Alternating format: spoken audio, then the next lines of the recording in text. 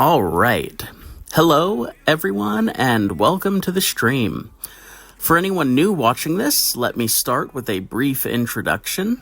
First off, this is an 18-plus stream. I am a person first and foremost, and I like to remain unfiltered and be true to myself. In these streams, I may discuss sensitive topics and use a lot of profanity. On top of that, my art content ranges from cartoon and safe for work, all the way up to the most NSFW you can think of.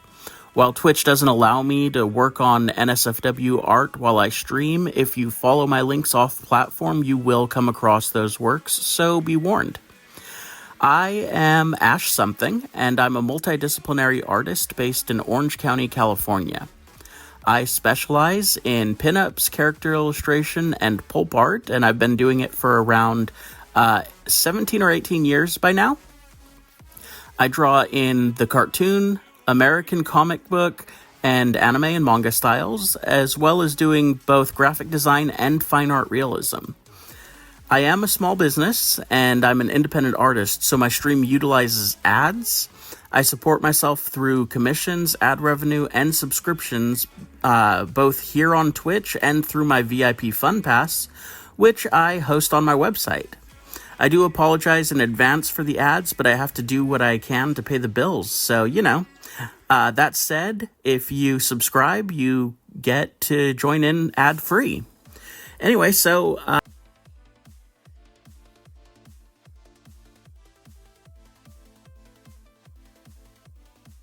Whoops. That's what I get for trying to do a pre-recorded intro message, huh?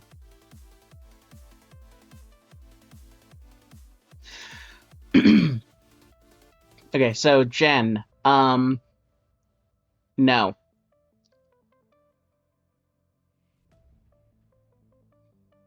That's not what's happening. The shoutouts are on a delay of, I think it's 48 hours or so.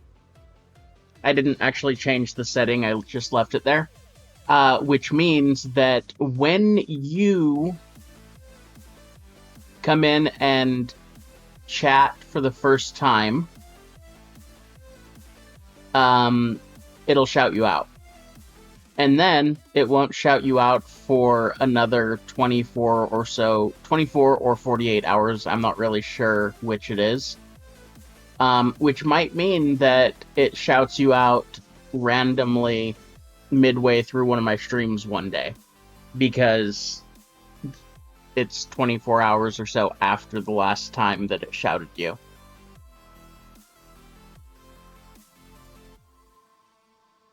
And I think what happened there is that it shouted you once as a mod, and then it shouted you a second time just as a person in the chat. But those are also on a delay where they wait like 5 minutes or so before posting. They're on a delay queue.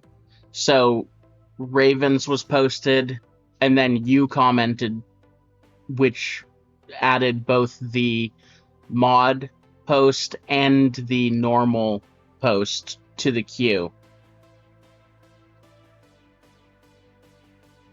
I have it set up how I want it, and I don't want to change it. It's fine. Just let it happen. Alright. So, before getting into making this final emote here, I actually looked over everything, and I'm going to need to change the Dizzy Drips emote that I did, because that's the... Oh no. I'm going to need to change the hype emote that I created the other day to a subscribers-only emote, because subscribers-only emotes are the only ones that get added to the hype train. And it has to, since it's the hype emote, it has to go to the hype train. So, that's frustrating. I wanted that one to be everyone. Anyway, getting into the stream today, It looks like I completely forgot to change the number again, but we are once again going strong with the September fundraising extravaganza. It's the image that's on the screen right now. Let me actually move this because the new chat bot is in the way. Could put it here. Yeah? Let's put it there. There we go. So yeah, just like it says on the screen, half off commissions for up until September 30th. What that means is that any artwork that you commission me to do between now and September 30th is 50% off. Easy, straightforward. You can go to the website. Jen, if you don't mind slapping the fundraiser site in chat for me. Go to the website and check it out. You can also email me at info@ashsomethingart to submit your commission request, and I will honor the 50% off.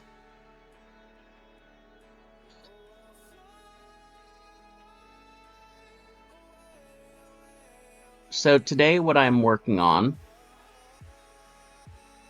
Did my iPad got totally disconnected there? Alright, there we go. Today what I'm working on is the final emote in the free emotes set. Or rather, the followers emote set for my channel here. It had been a long time coming since for me to update the emotes, so I'm glad to finally be at this point where I'm getting them done. Now that introductions are all out of the way and everything, how are you guys doing today? Raven, you don't have to worry. I saw that you said I needed sustenance earlier. I have acquired and eaten. I've acquired the sustenance and eaten. I did that before jumping on stream. I also even let myself normalize a little bit so that I could jump into chatting pretty much right away. So here are some cool things. You'll probably notice that my stream preview looks a little bit cleaner now. I got rid of the chat bot, and your guys' chat messages now appear right at the bottom, one at a time. I figure up until we get to a point where I'm streaming and there are like 10, 15 people in here actively chatting, I don't actually need the entire chat history sitting there.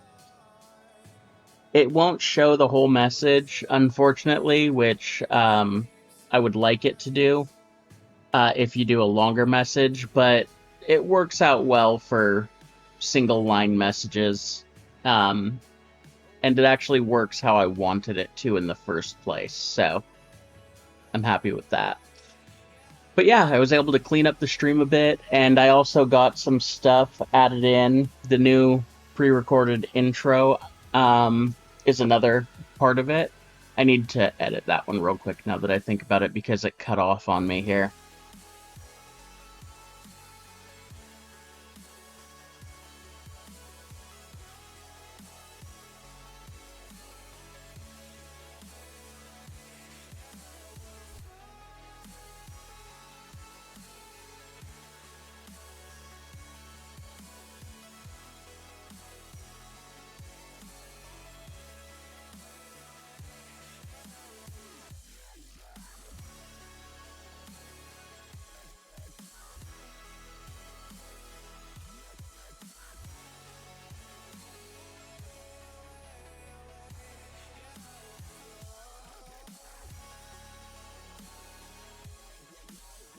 Alright. Alright, so I may or may not do a couple things on stream today. It depends on how fast I can get through this emote. If I get through this emote, I'm gonna go and readdress a commission that I put in, or that I started last week.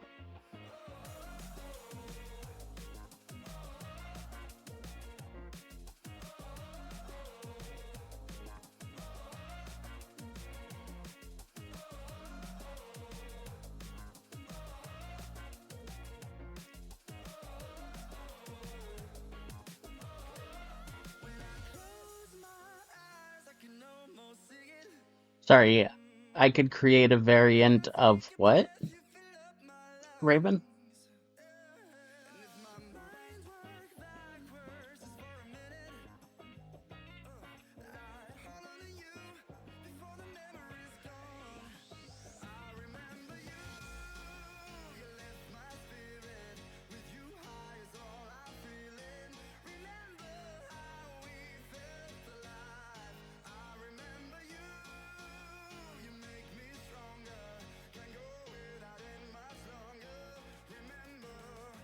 Oh yeah, I can make a variant of it.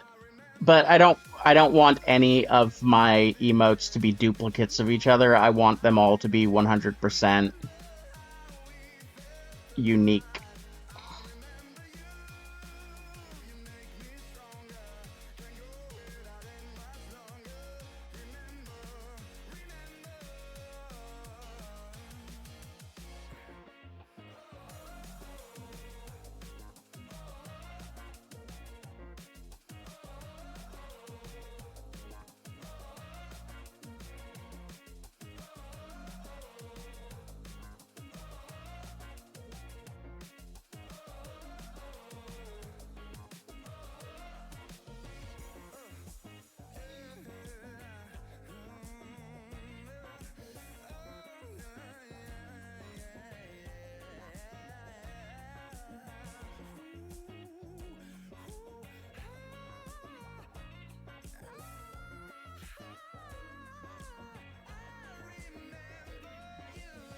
While back in one of my earlier streams, I said something that I've been thinking about a lot lately,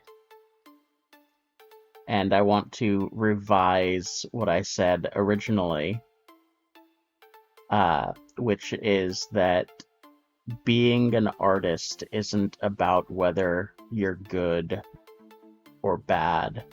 Being an artist is about whether you're too stupid to stop. Which I agree with still 100%. However, as an addendum, being an artist is also a matter of whether you can make on-the-fly decisions regardless of the fact that all of them are bad decisions.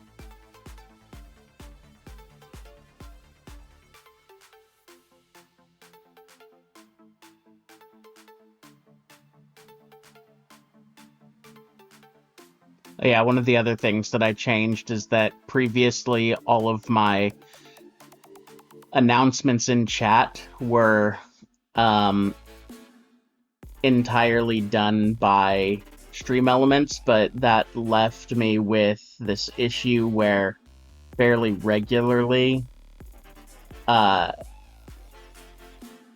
they would build up, and then when someone dropped in a message, they would all come in at the same time.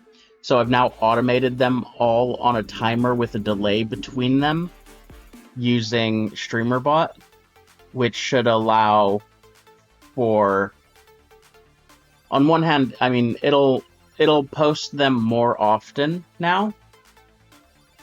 However, you won't get hit with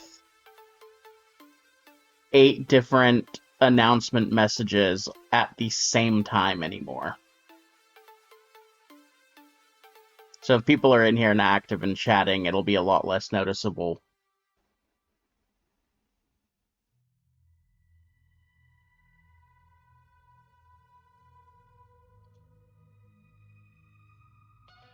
Yeah, I set them to announcements as opposed to just chat messages, which is where the red sidebar comes from.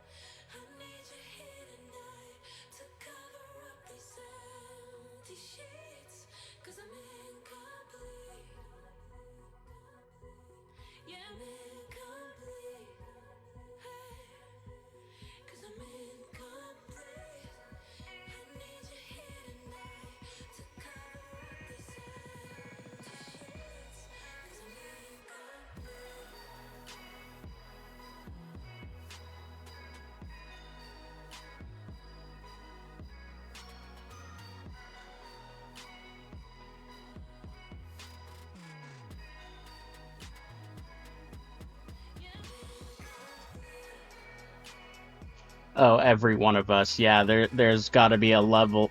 Like, you have to have some level of it to actually make it as a professional artist. Masochism, I mean. Because there are very few fields where people are as openly disrespectful, demanding, and just outright entitled as especially commission-based art.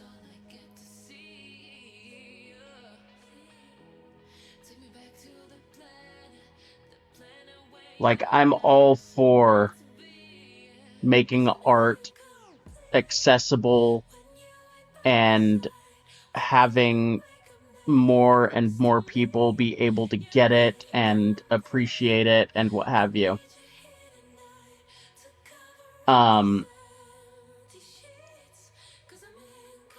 Doing deals, offering freebies, those types of things. Like, I'm down, do it. If you're an artist and you want to, then absolutely do what you need to do to get your name out there and get yourself seen and put your art in the hands of the people who love it, right? But on the opposite side of that, we have to understand that, like, art takes work. Anyone who has that mindset of art's not a real job because you enjoy it is not worthy of being a consumer of art. They are not worthy of commissioning you and taking up your time, you know what I mean? And as artists, even if that were the status quo where everyone just knew that, um, we would still have to trudge through those types of experiences with people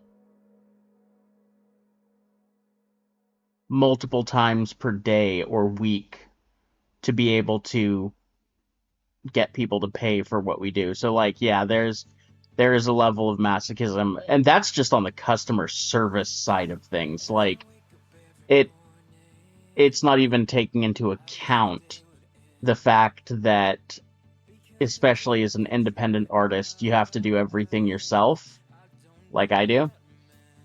Like I don't want to sound like I'm complaining here, but being a professional artist takes so much work if you can't luck into getting signed on by a company who's going to appreciate you and pay you what you want. And those companies are drying up like nobody's business. They're going away so goddamn quickly with the advent of uh, AI generated images. It's not even funny.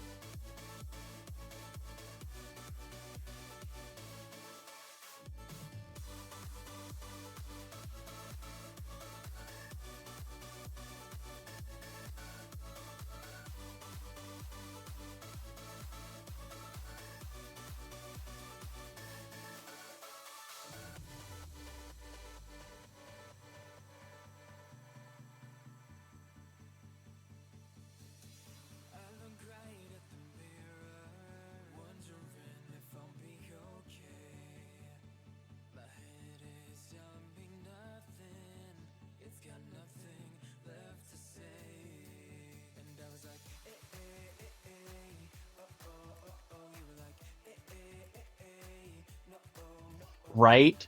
Or even better, um, they come in and do a 10 to 20 hour task that takes them, 2, 3 days, and then their boss is like, "Oh yeah, sorry, we went a different direction and we're not paying you for the work that you just did."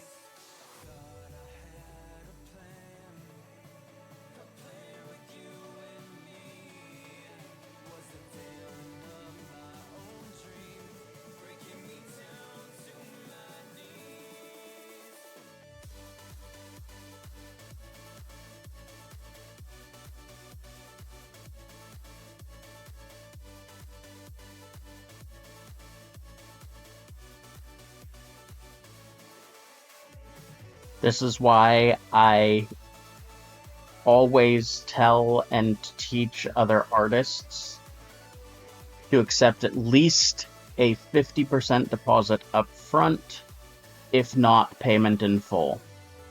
You call a plumber, the plumber's going to come in, look at your bathroom and everything that needs to be done, tell you how much it's going to cost, and you're going to pay him before he starts working.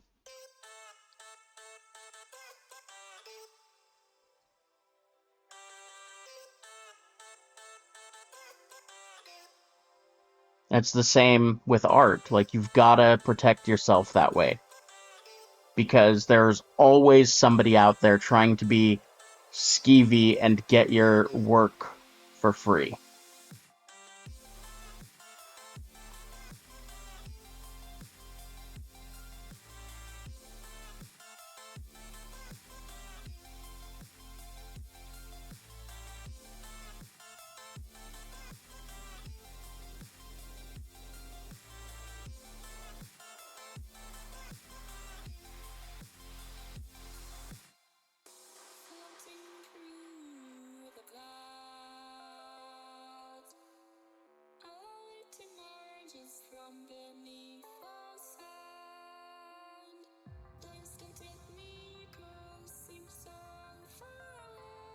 Yeah, I find myself basically wanting to beat my head against the wall most days, and I keep putting up with it and doing it. That's because I enjoy what I do. I don't enjoy the business side of it and the marketing and the sales and all that, but if I don't do those things, I can't continue to do art professionally, so I have to do them, regardless of how much it feels like I'm dragging my brain through glass. And not the good kind of glass either, like the super broken up, shredded, my brain looks like ground meat now type of glass.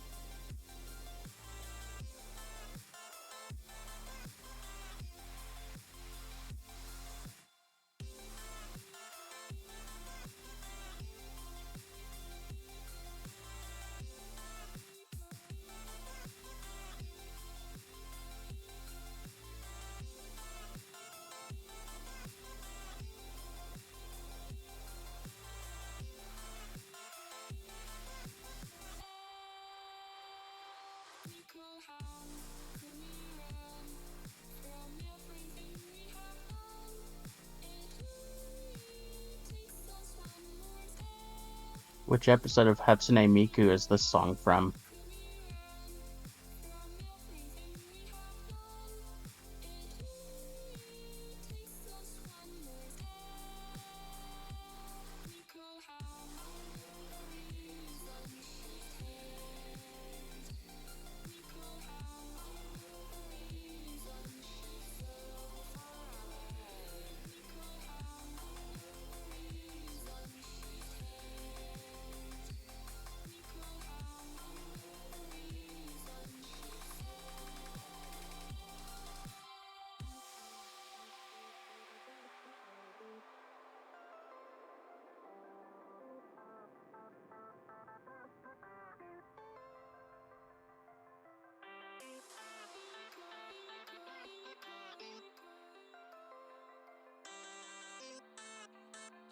Of getting a Vocaloid?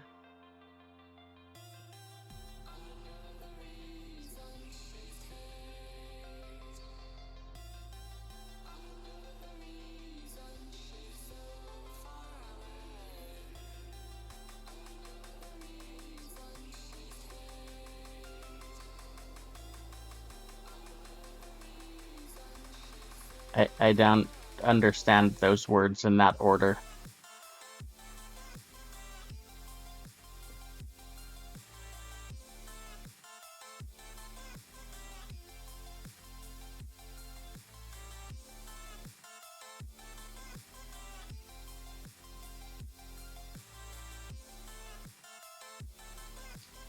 Oh, gotcha.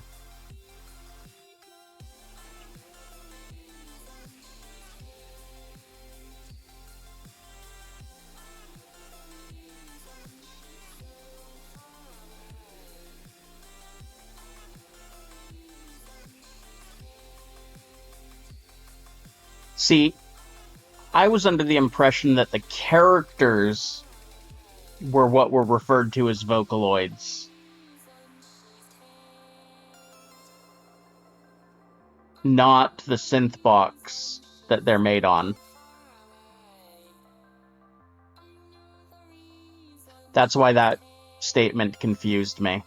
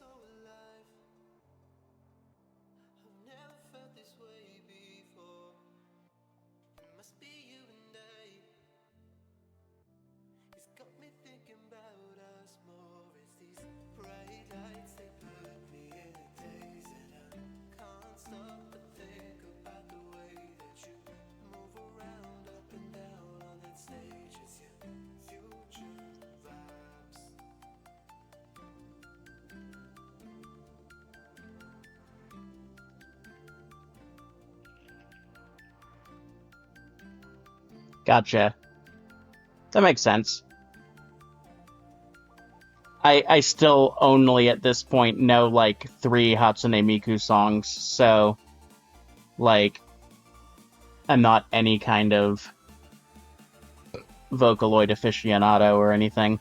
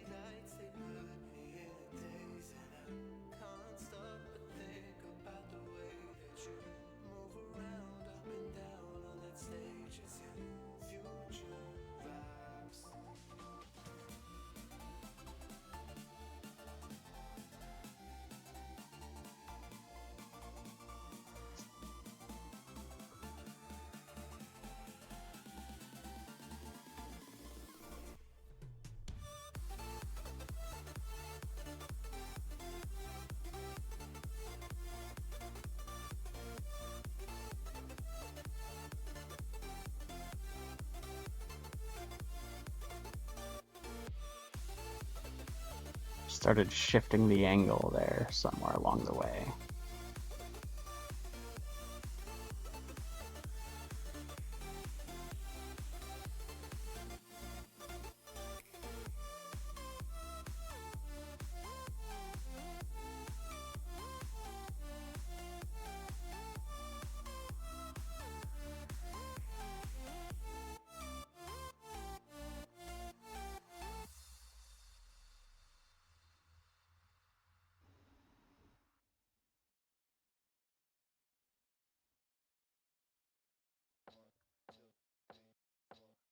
I think I'm losing my mind, trying to stay inside the lines. Yeah, on my end, it's just always kind of been there. How you keep staying the same, but baby, I guess I'm something different, and I'm okay with that. I can't fake no more smiles, that shit gon' drive me mad. I'm focused on the future, don't care about nothing else. I'm better by myself. I'm better by myself. I don't need no one else. I'm better by myself. Myself. Don't wanna answer questions, just want your company. It's all good on the surface, show me what's underneath. I'm not concerned with drama, I left that shit in school. I'm more concerned with commas than keeping up with you. Keep that away from me, I put the Heisman up to bad energy. No empathy, especially when the kid off Hennessy. Fake friends to me, make my mood go south like Tennessee. Make the fool come out like who is he? I tried to tell y'all. I'm better by myself. I'm better by myself. I don't need no one else. I'm better by myself.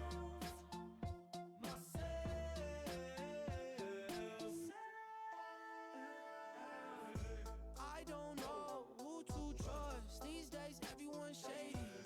Fool me once, I'm on my time, baby. That's that shit I don't like. Please no, yes, no, maybes. What else? I'm better by myself. I'm better by myself. I don't need no one else. I'm better by myself. Myself.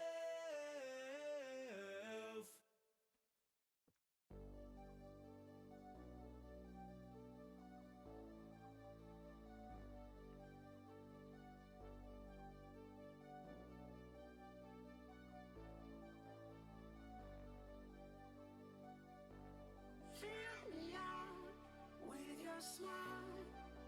Now the sunshine brings the light. Fill me out with a flame. I will let you in this game.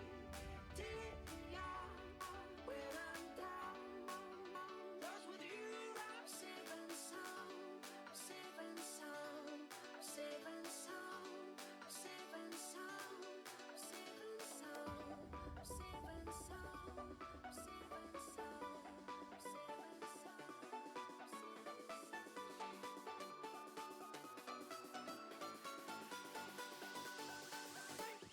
Bring that beat back.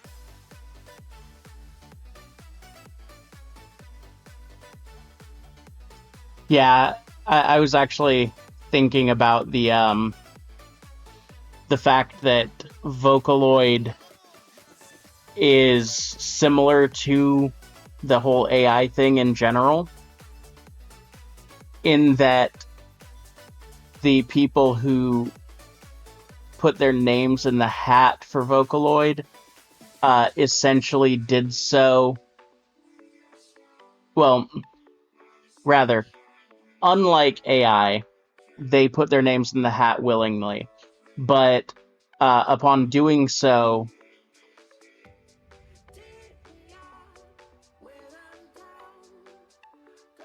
they opened up the ability for anyone to use it and everything like that. But it was like the voices and all of that stuff, it was put out by the people who were providing them.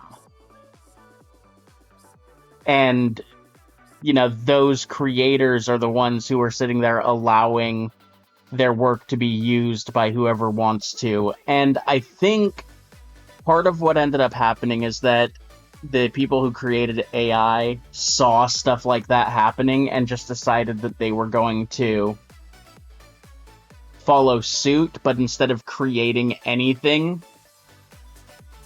Yeah, so the original people who started it, they were the ones who submitted their own voices and stuff like that, and then as it grew, they would pay people to submit and be a part of it and what have you. But what I was saying is that I think that these AI companies saw that and decided that they were going to do the same thing, but try to profiteer off of it as hard as they possibly could. Which meant putting out next to nothing as far as paying people goes, and then using everyone else's content without their permission because there were no laws in place to protect them and that type of stuff. Like, it was all intentional, but I have a feeling that a lot of it was based on stuff like Vocaloid.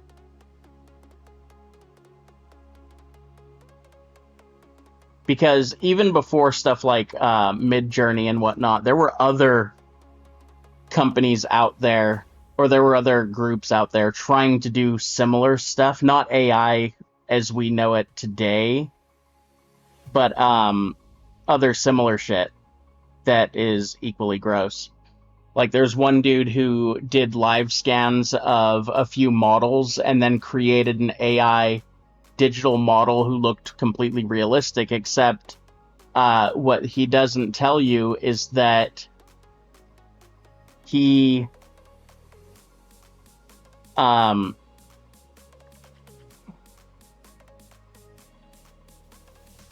took those scans didn't pay the original models, modified them, and started attempting to use his new model, who was this, AI fake, not a real person type,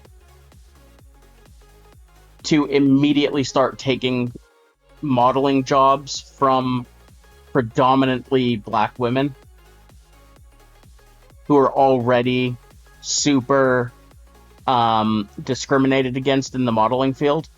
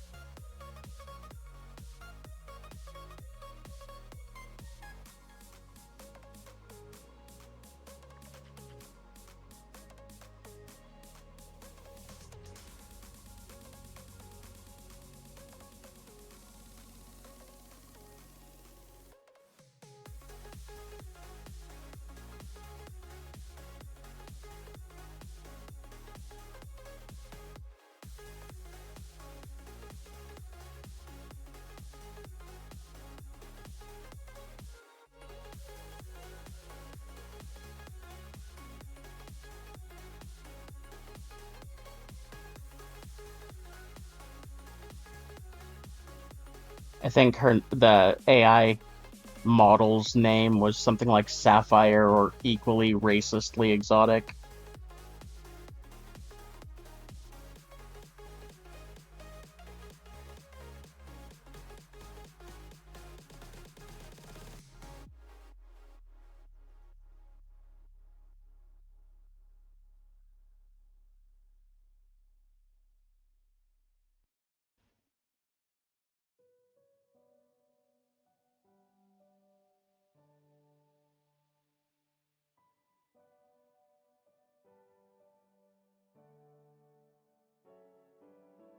And the whole mindset behind it's like, why pay an actual living human being when you can have a completely subpar digital version that you have to pay another human being for?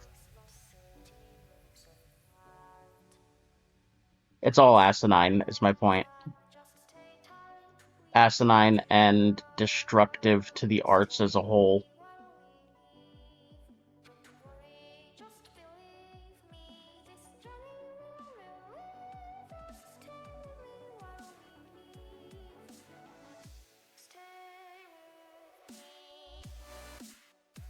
This one sounds very Vocaloid-y as well.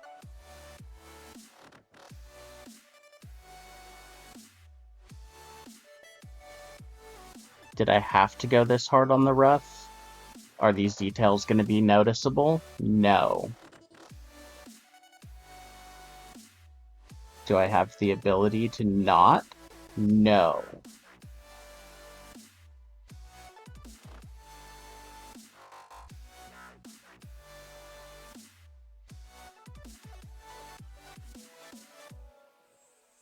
Defamation. I think that is the wrong word.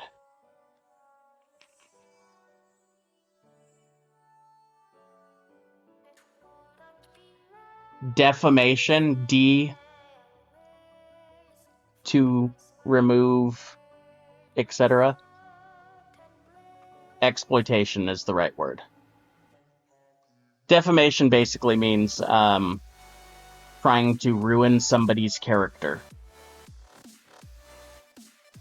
It goes into the same box as like slander and what's the other word? Libel. It's like defamation of character is the common way of it being used legally. Yeah, libel was the one I was thinking.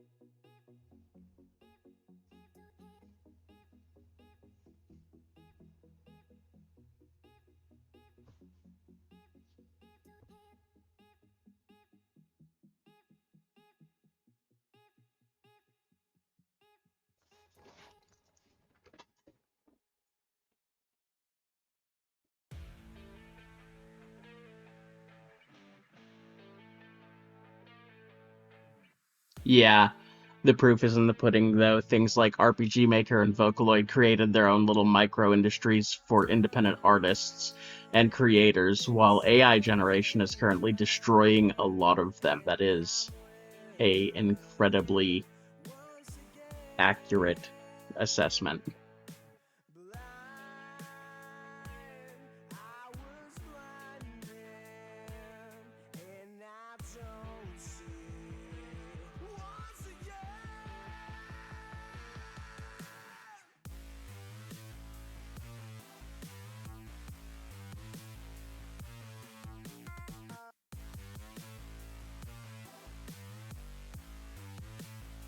Alright. Don't block him, don't block him, don't block him, don't do it. I need to try something here.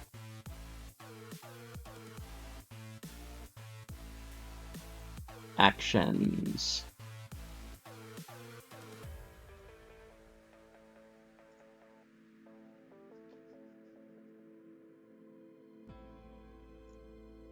Alright, we got a bot in chat. Again, don't block him. I'm going to try to let my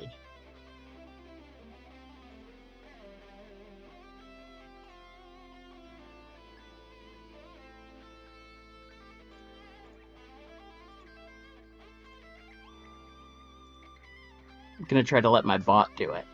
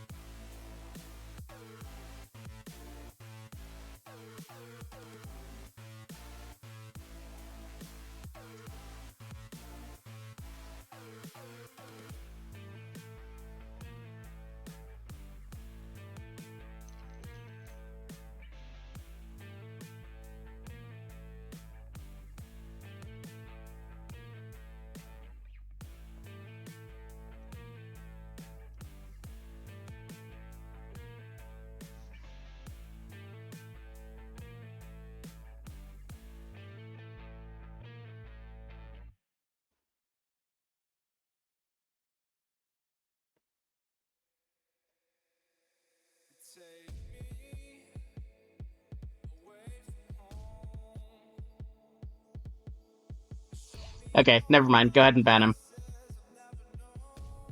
I have no idea how to get it set up.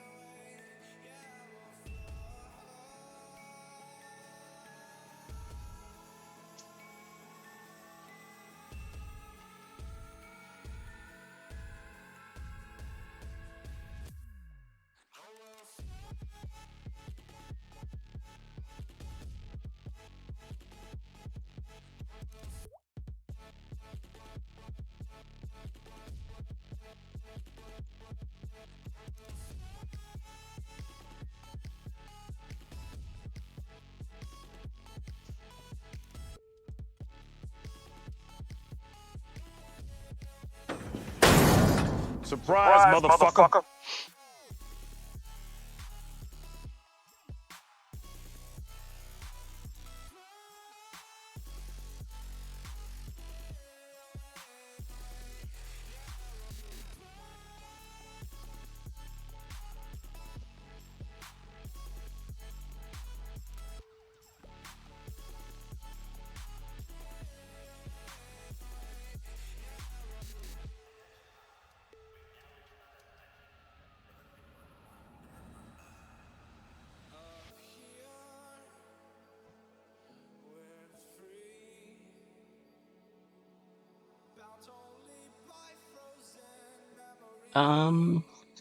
Moderation.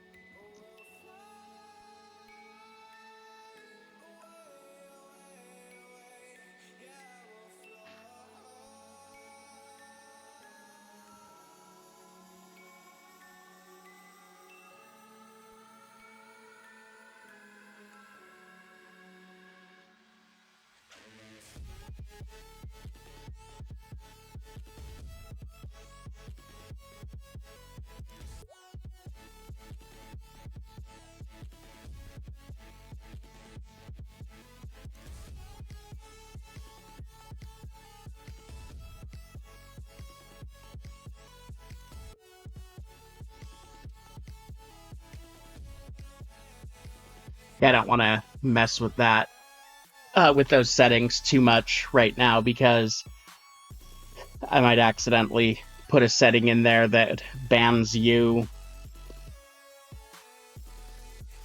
for chatting accidentally because your message comes in exactly like 2 seconds before I click the settings properly, and then I'd have to go back in and unban you and figure all that out. So I'll save it for later.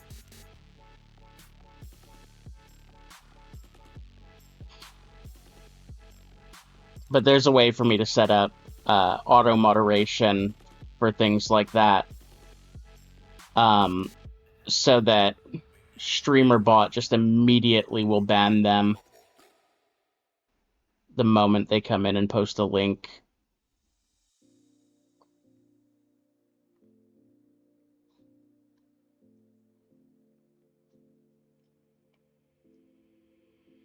Take a moment right here, feeling like it's out gear, driving towards the sun with a rose and a gun. Feel the wind in my hair, going nowhere I swear, like an outlaw on the run. Dangerous but it's so fun. Running, running, no, hold on, don't let go. Running, running, no, keep running.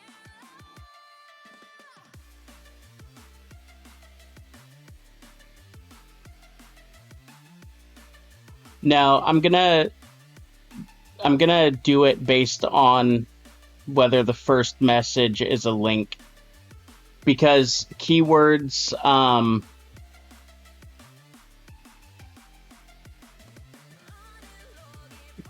are really hard to moderate properly. Like, context matters, you know?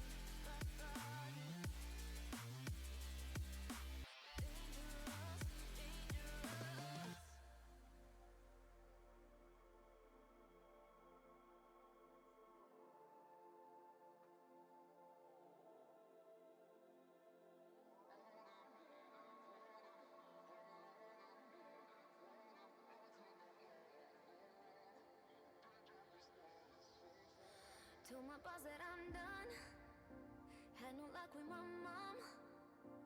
Say, what will you do with your life? You know it's hard to survive. A cigar in my mouth, maybe guilty but proud.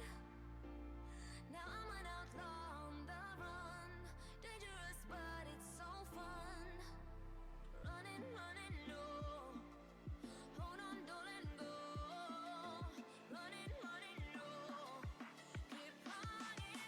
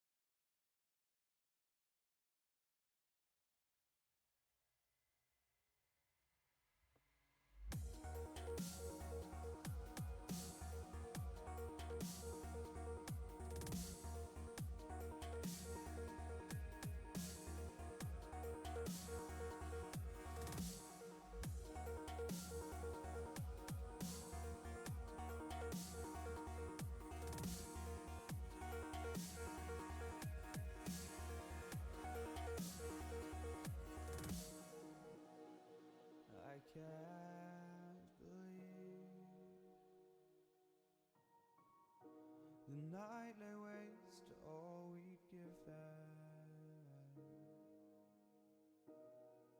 But honestly, you've gotta know that this ain't living, but we could run. The pince nez. And let it burn, let it Yeah, I'm going to set it for links for the first message. So like the same message that it tracks for the same message that it tracks for you to give the shout out. Or for everyone to give the shout out is the one that I'm going to look for. So as long as the first message you send when you come in here isn't a link, you should be fine.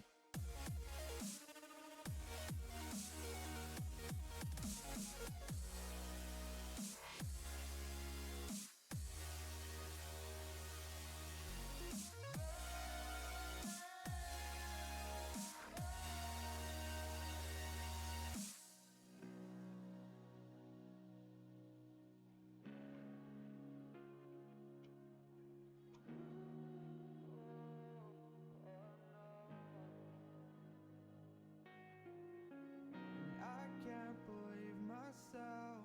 I never thought that But this would like be bots, their whole thing is the moment they come in but it's to never chat, they just drop a fucking link and in my dip. lover's honesty. I could push it back I'm actually and gonna back try to find out if there's a way for me to set up auto reporting as well want me to. under the same parameters so that not only does it kick them, it also reports them for bot activity. But I'm not sure that's something that's in the wheelhouse of streamer bot. All for you. So tell me now what's left to Like, I think lose if each we report has to be individually tailored, and you have to go through Discord to do that. I mean, through Twitch to do that.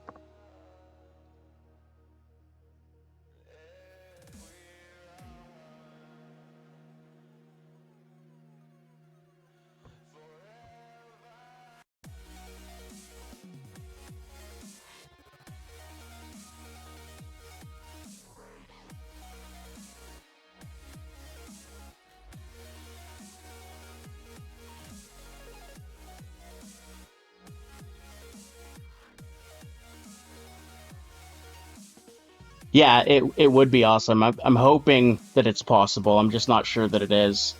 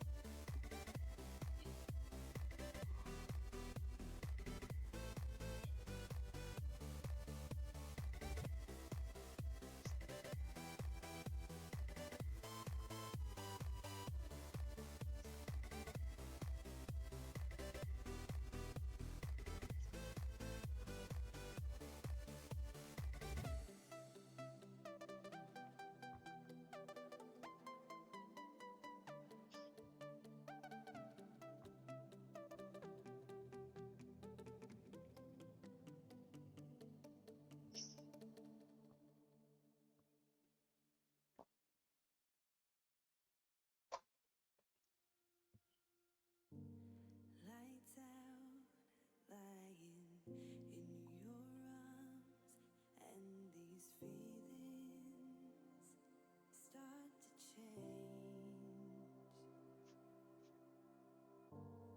One look into your eyes and I'm floating far away. I've never been here before. I don't know the score, but I never want to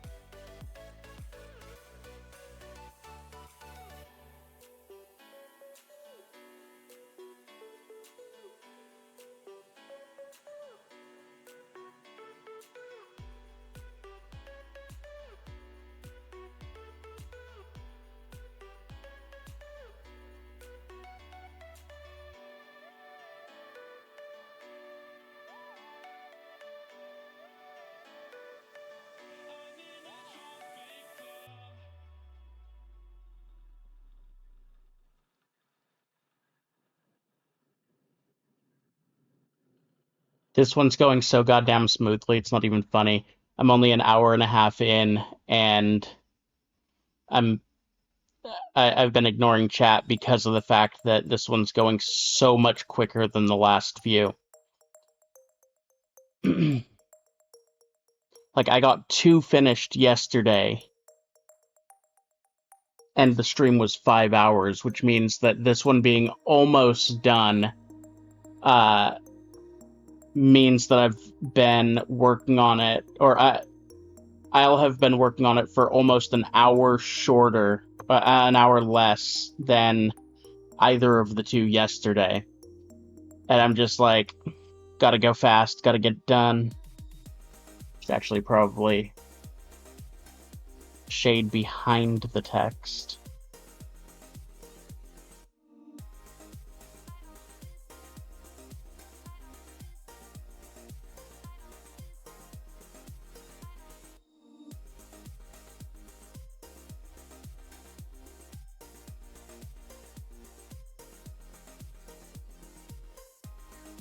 I'm not ignoring chat, I just wasn't paying attention to chat. Let's see.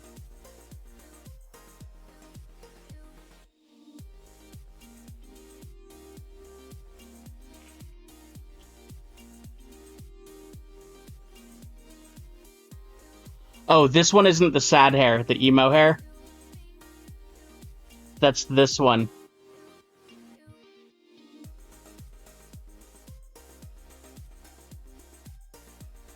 As opposed to how my hair normally looks, which is like up, floofy, and wavy.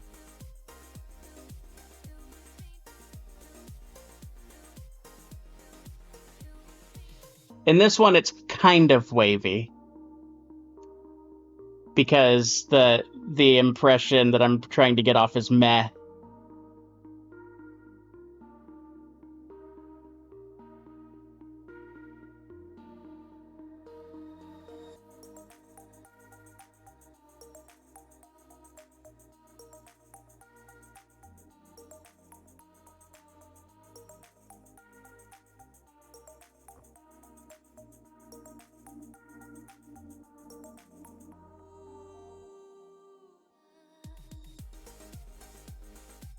By the way, did you notice that the new emotes are already live in chat? Huh, yen?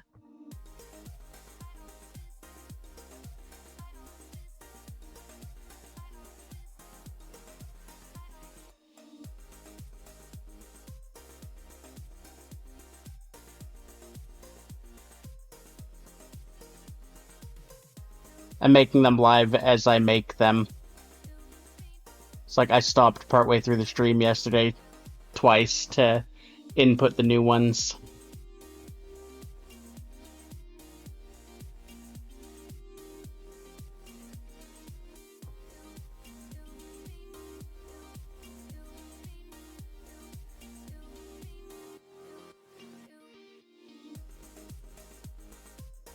Oh yeah, you like the way the sad emote's hair just flattens out.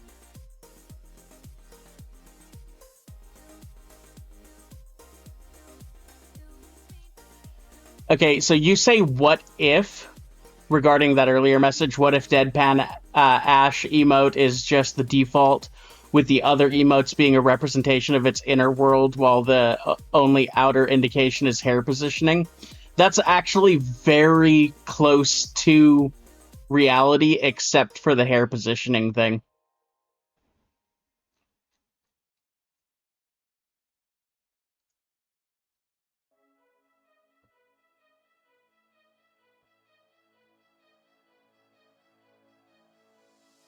Can you hear my heartbeat calling? Can you feel the love we're falling? Just take my hand and take me home tonight. Throw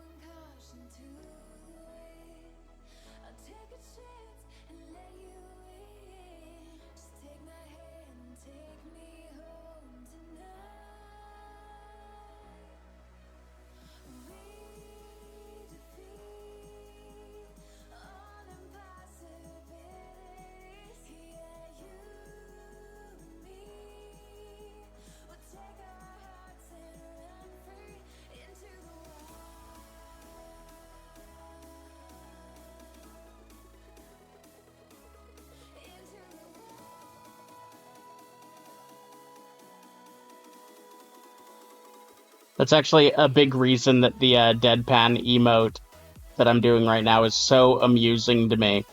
Because, like, default state as fuck. I swear to God.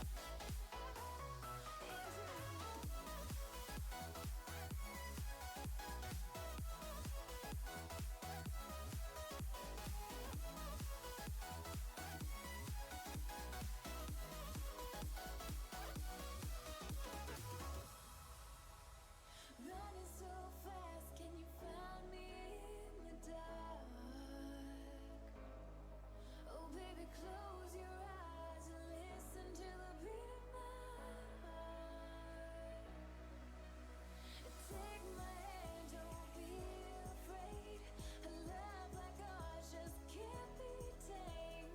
Take my heart, just feel the beat. We'll leave tonight and run free into the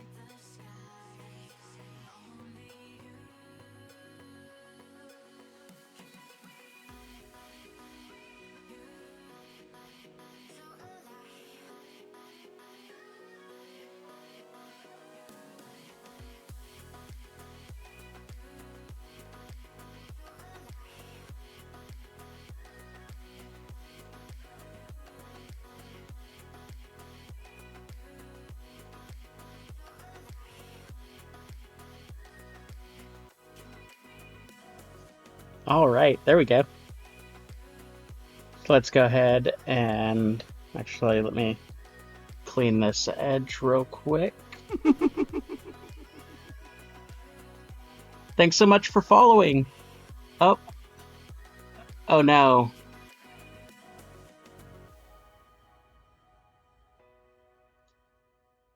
Thor's Tempest. Didn't Loki's Tempest just follow me the other day?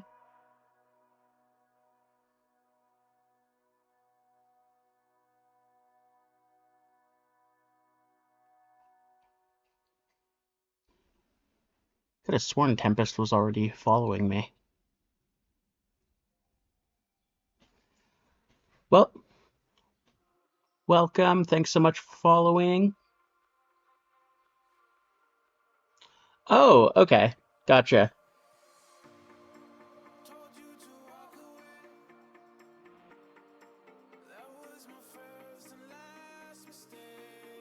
You came in right as this artwork was finishing up.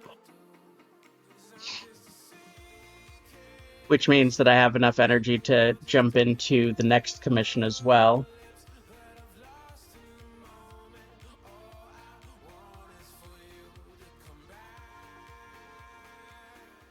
I messed up yesterday, so I need to remember to do this time. I accidentally merged the cry emote. It's all one layer essentially now. So now I'm gonna merge a duplicate instead to prevent that from happening again.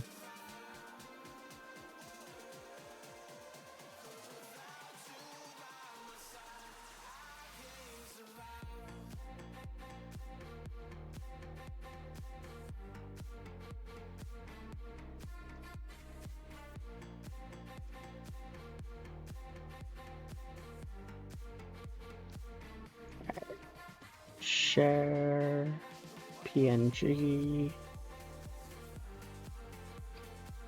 Thank you. Glad you like it.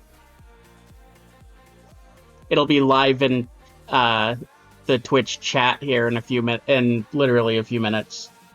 All I have to do is size it down so that it'll fit. Well, save it to my computer, then size it down so it'll fit, and upload it. All right, it is transferring.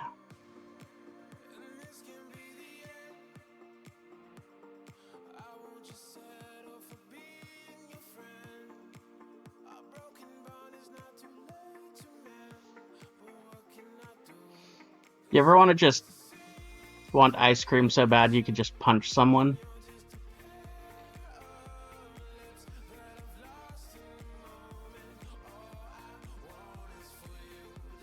All right, bear with me for a second. My screen is not going to change for a moment here as I get this all set up. We all know how I hate downtime.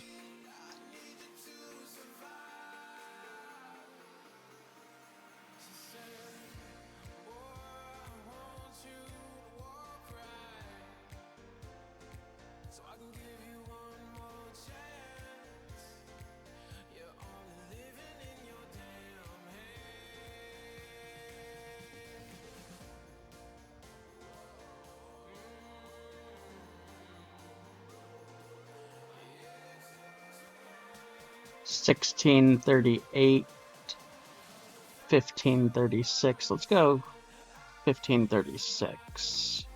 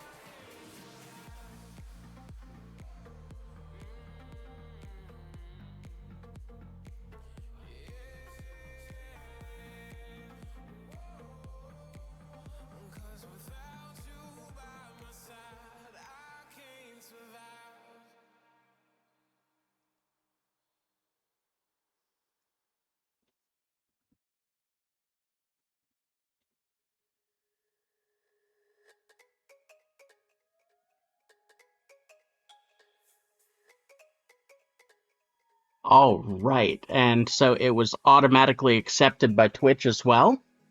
So it is up there for you guys. To be able to use it, you just have to refresh your chat real quick.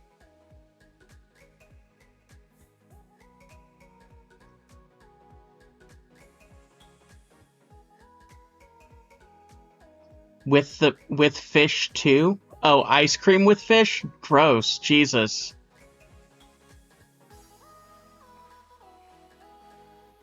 Oh, wait. I think I got confused by what you meant there. What kind of ice cream? That's a question, isn't it? Let me refresh chat and break the seal on this.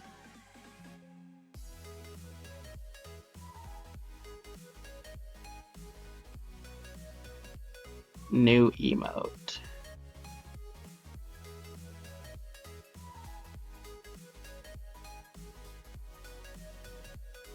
By the way, did you guys know that you can gigantify an emote?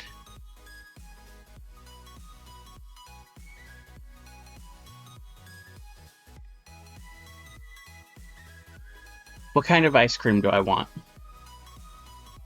Butter pecan.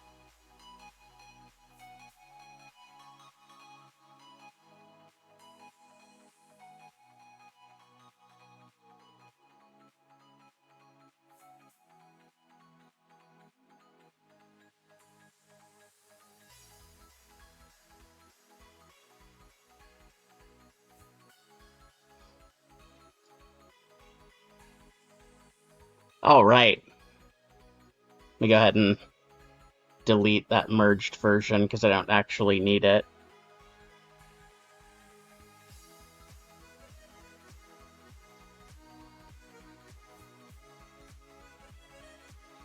All right, now that I have those out of the way, this is the commission that I'm back to working on. I have to redo her leg, her forward-facing leg. And I have to start adding the motorcycle in.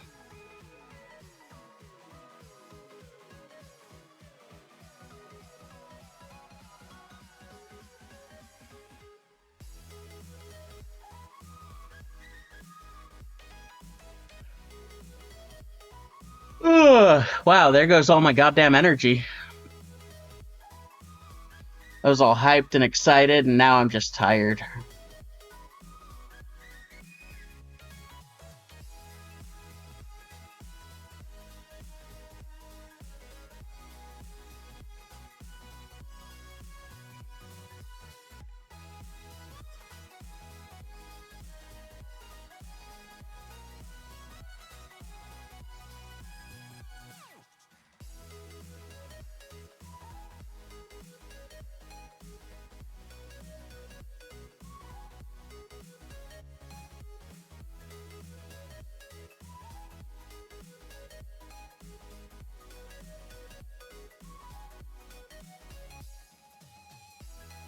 Oh no, did the on-screen celebration not work?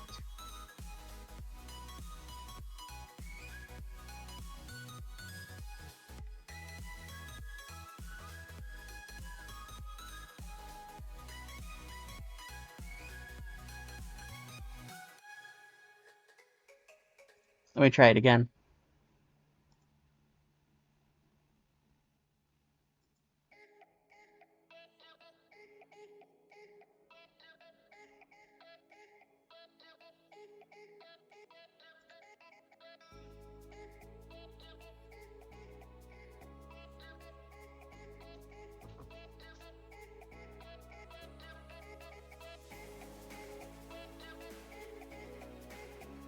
Hmm.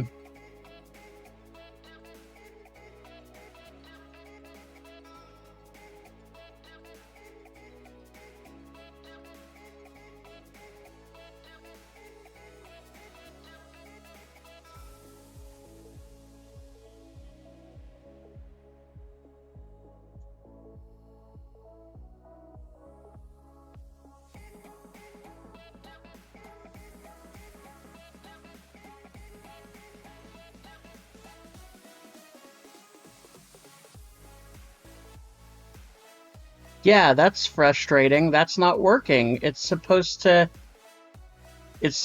stab you guys with like 1,000 emotes raining down.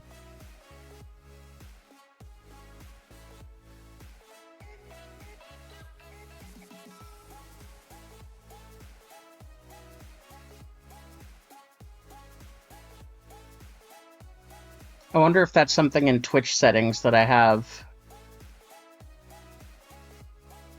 to do.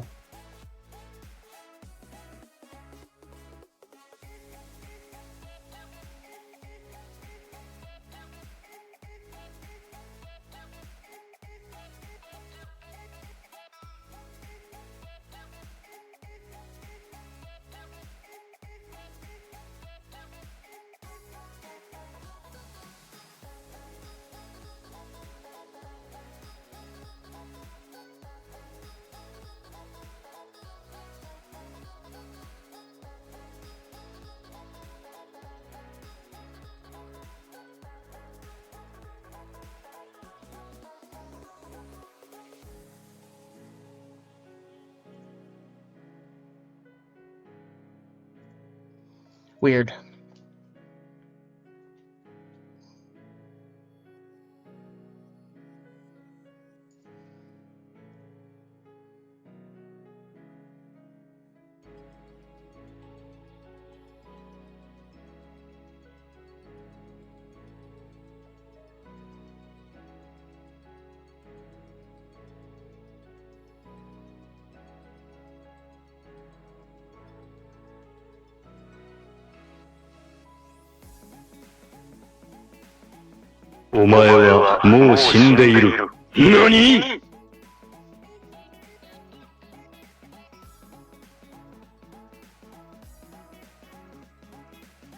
I'm sitting over here trying to get myself the energy back to dive into this commission.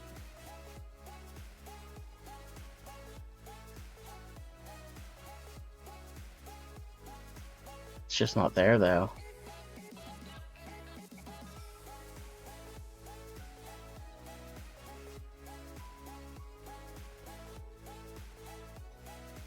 So Tempest, how are you doing today? If you're still in here.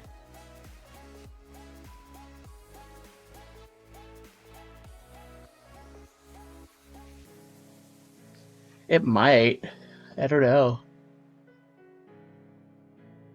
I mean, it might help after it gets here. I think I just need to not draw for a few moments here.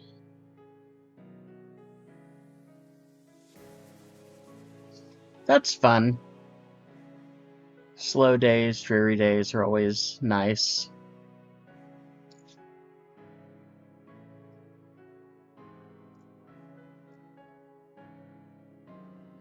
I'm gonna slap this properly at the bottom over here and there. Me emulate a new follower real quick to see if I can. When you came in, Tempest, it blocked your name, so I couldn't actually see who it was I needed to welcome and say hi to.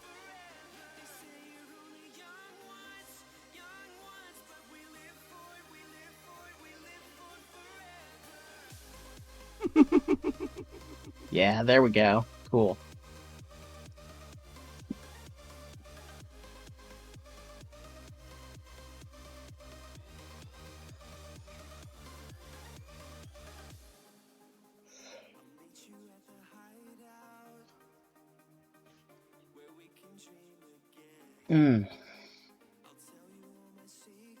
I need to be careful not to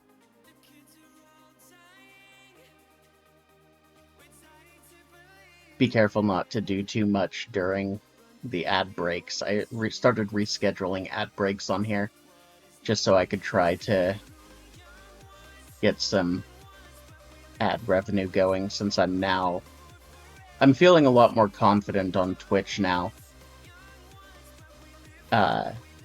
Since I started to change up how I do things on here. In the past, I was like constantly in my head about Twitch, like, should I do this? Should I do that? Should I be on camera? Should I whatever? And I just started to realize that, like, the only person who can decide those things is myself, and I need to do what works for me, not necessarily what I'm seeing every other streamer out there doing. And ever since I started to lock those things in this last couple weeks or so, I'm getting, like, increasingly more confident being here on Twitch and chatting with people, and more comfortable even. Like, literally, when I sit down in my work chair for too long at a time, everything hurts when I stand up. I really need to get that damn chair replaced, but in the meantime, being able to stream right from my bed is incredibly useful for me.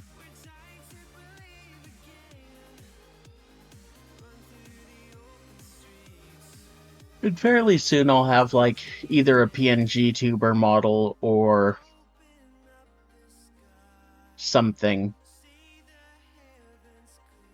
so that it gives you guys the sense that an actual creature is talking to you and not just a disembodied voice.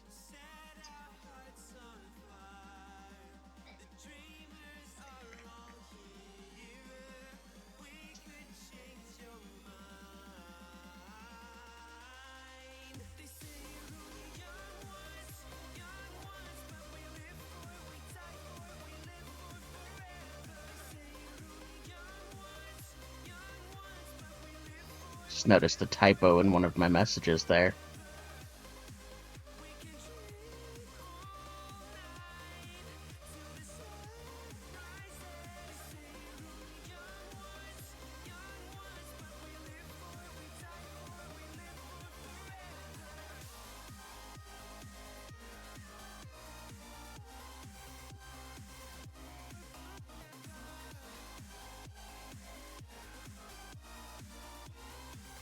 I have a body.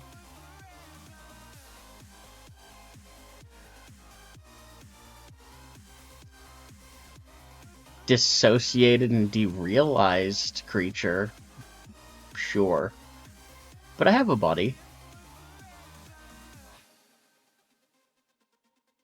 It's my body, even. Don't ask me where I got it.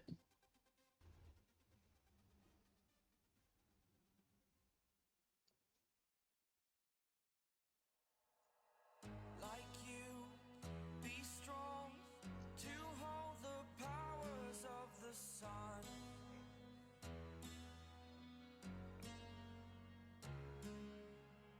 To dream, believe in strength. Now I'm the only one. I don't know if I'm gonna have the energy to get back into this commission. No, that is called executive dysfunction, and we're just gonna do it. We're not gonna listen to the executive dysfunction monsters today.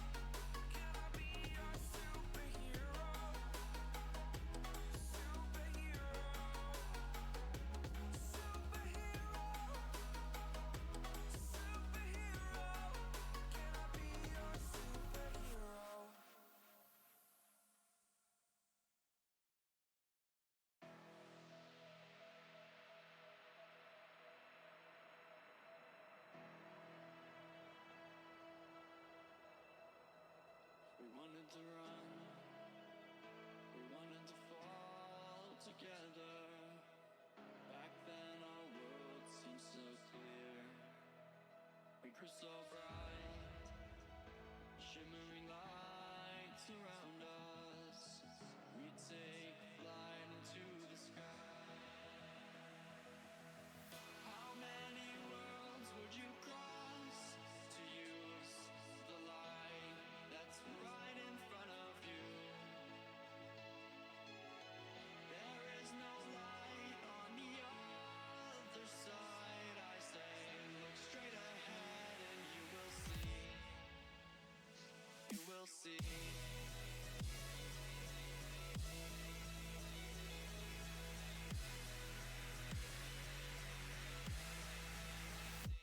You will see.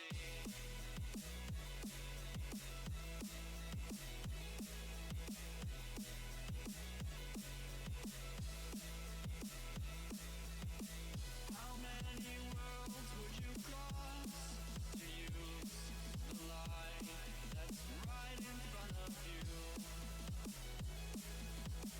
There is no light on the other side. I say, look straight ahead and you will see.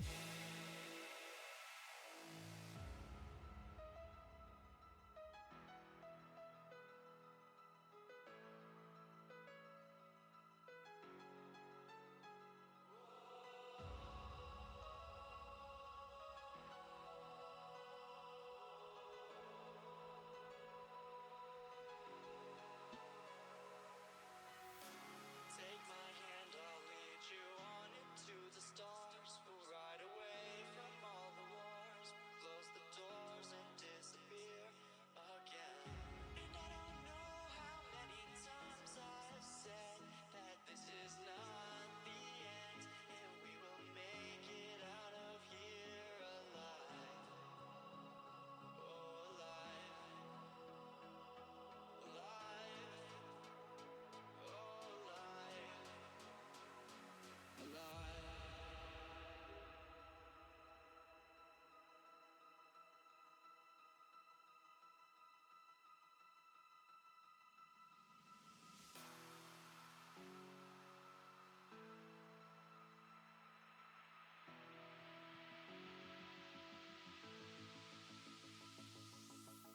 How many worlds would you cross to use the light that's right in front of you?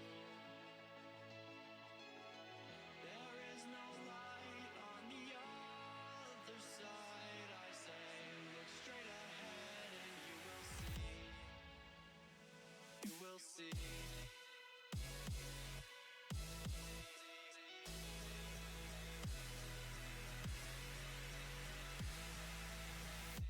You will see.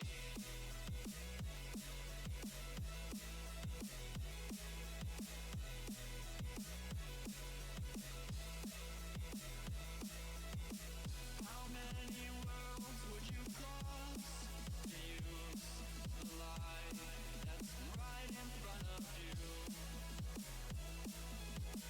There is no light on the other side. I say, look straight ahead and you will see. How many worlds would you cross to use the light that's right in front of you? There is no light on the other side. I say, look straight ahead and you will see. You will see.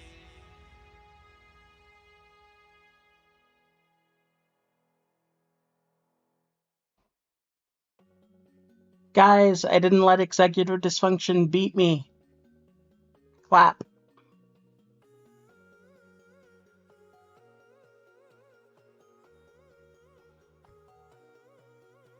My head is heavy, let me lay it down into your lap. I would love to drown. I need that story I used to hear to run on into and disappear. I won't lie down. Now from the make it Is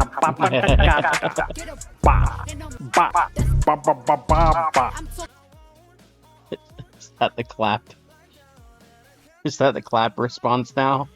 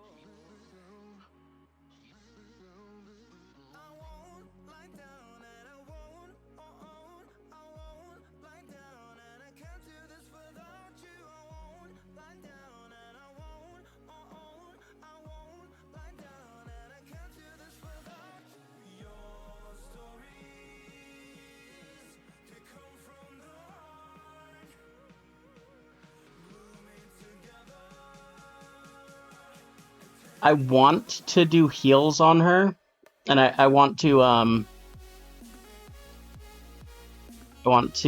change the clown shoe type, but it would be disingenuous of me to do so because the references she gave me are just normal clown shoes. Like, originally I wanted to use... Originally I wanted to use the heel template that I have in there and do those kind of, like, platformy type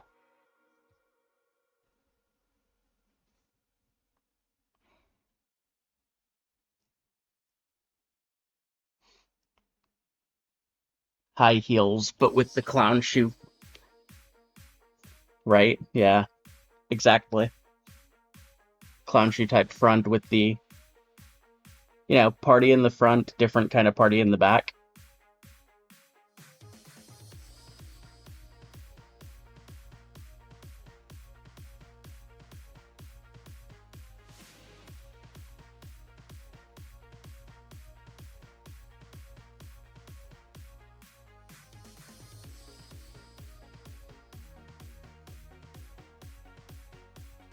That looks better.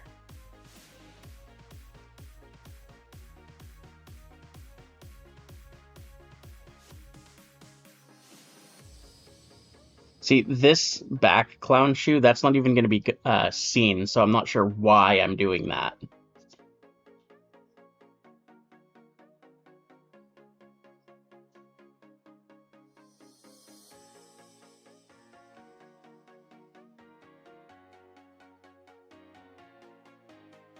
Oh, it's my iPad just being problematic.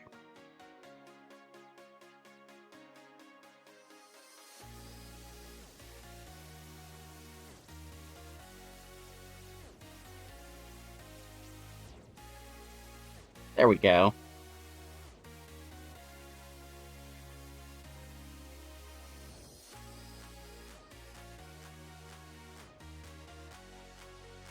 If you're talking about, like, the clown shoe type ones, you're going to have to go custom for that because that's the only way to get them anywhere. They're always sold out. And especially if you want something that's as rare as a high heel of any kind type clown shoe. I'm a fan of ordering clown shoes from Mexico because Mexico has a really strong clown culture. Clown subculture, rather.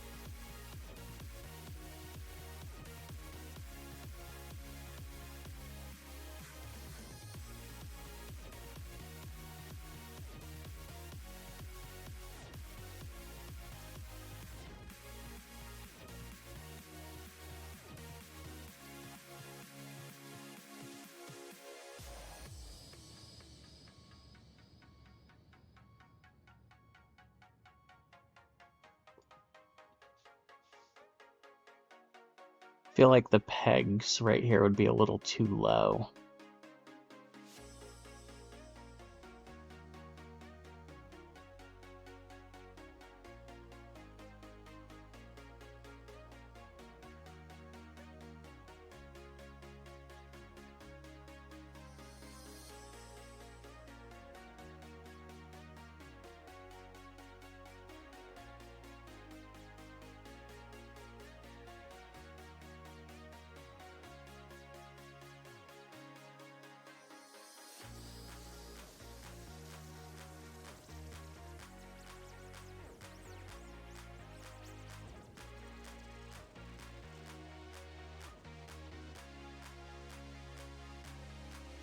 There we go.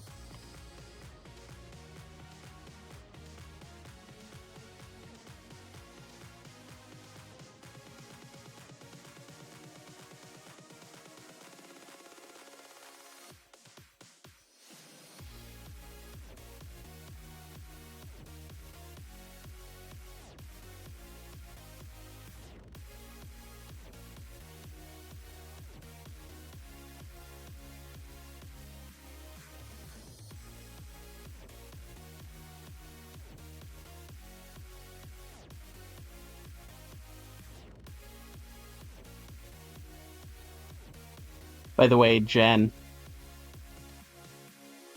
totally off topic, but did you know that I was under the impression that you were just sending me random binaural beats? I did not realize until today that you were making them.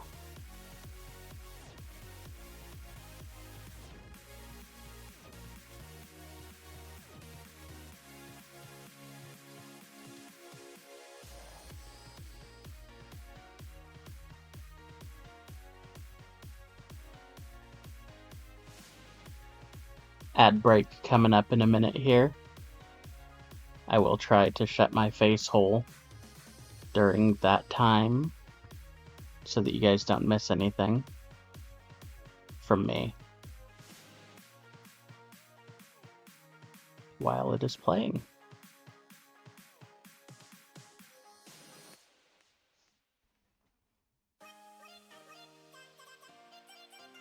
Alright, I think I'm at a point where I can confidently send this to the client.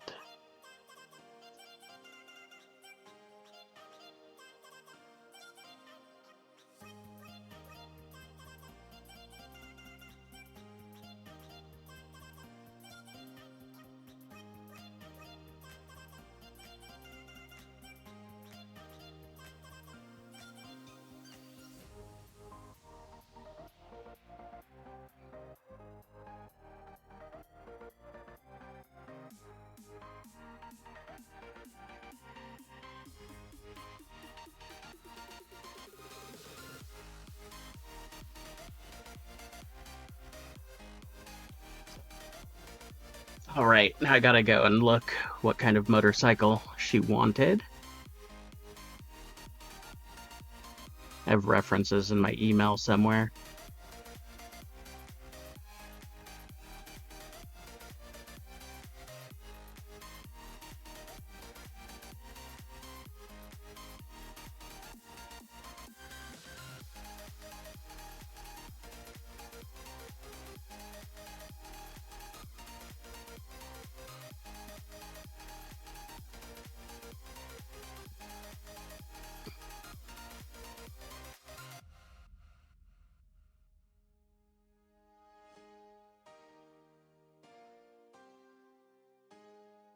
Nice.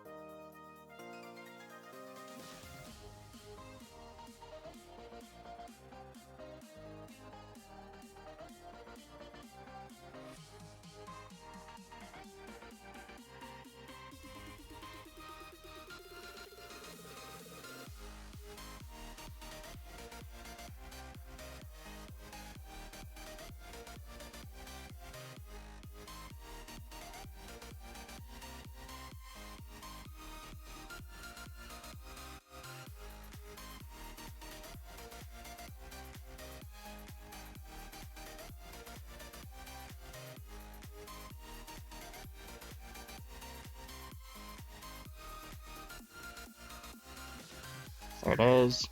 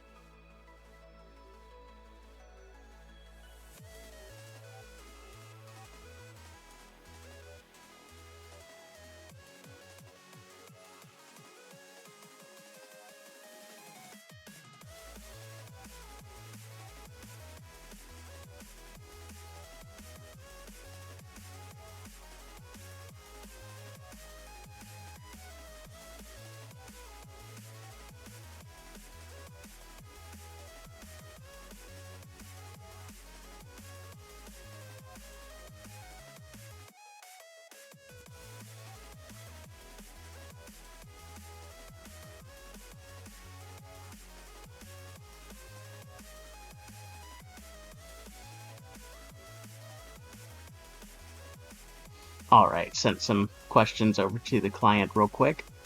I think I have the right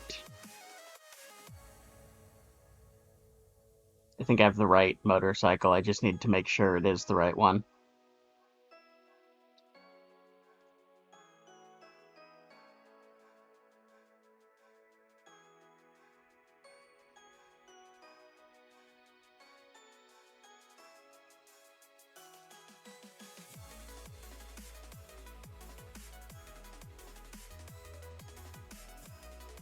Actually, now that I...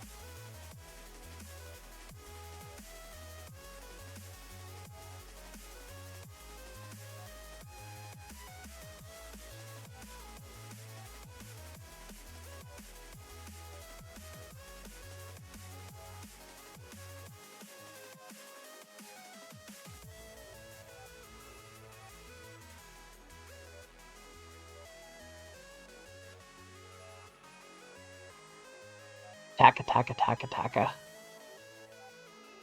Just sitting over here takaing.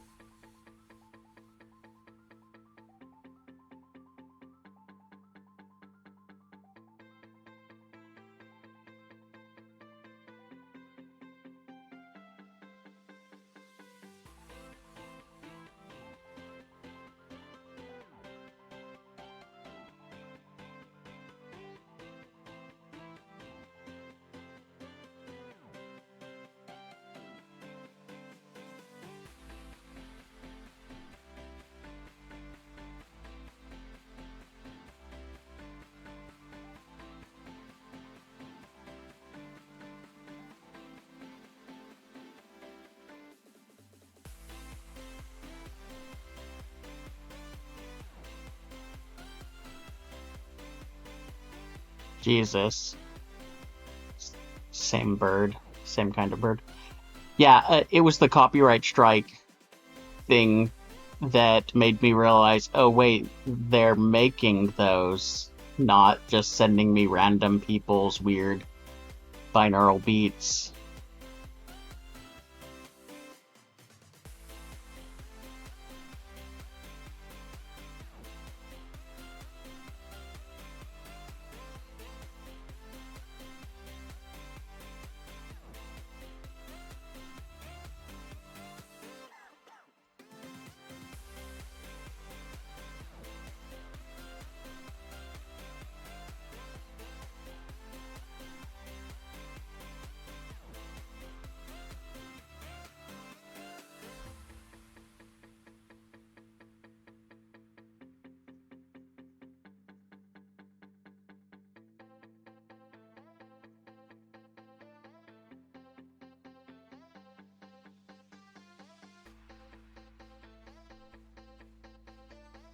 All right, so while I'm waiting for her,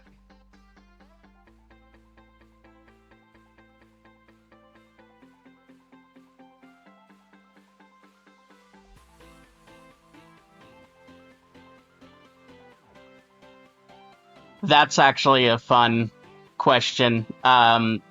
Give me a second. I'll be right back and then I'll answer that.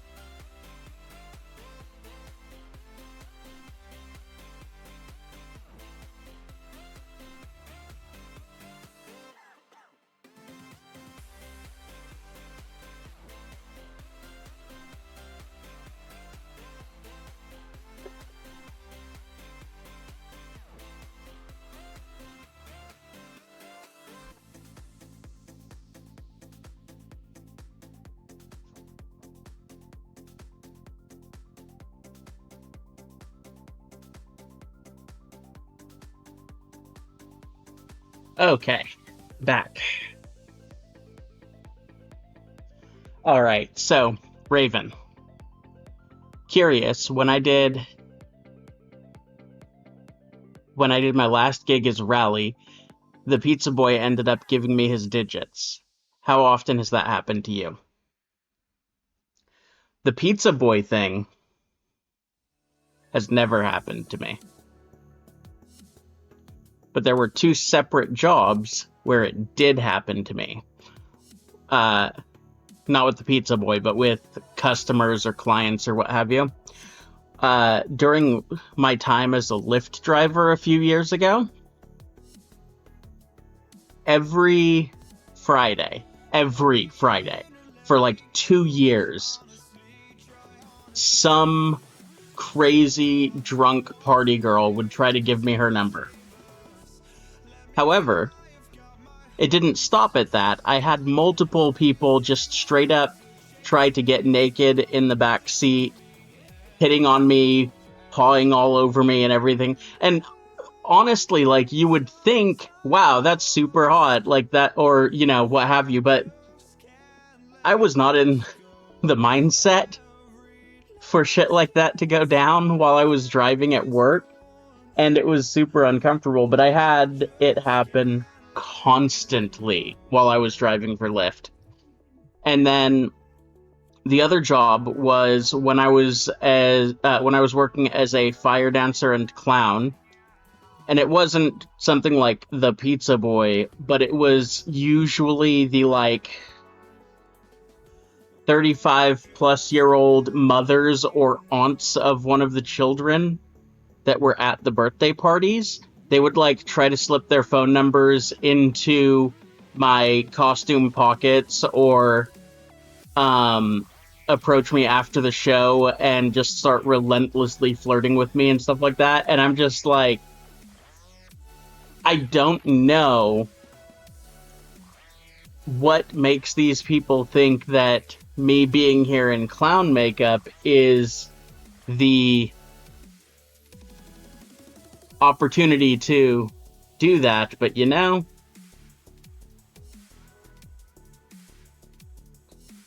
but yeah, it's surprising.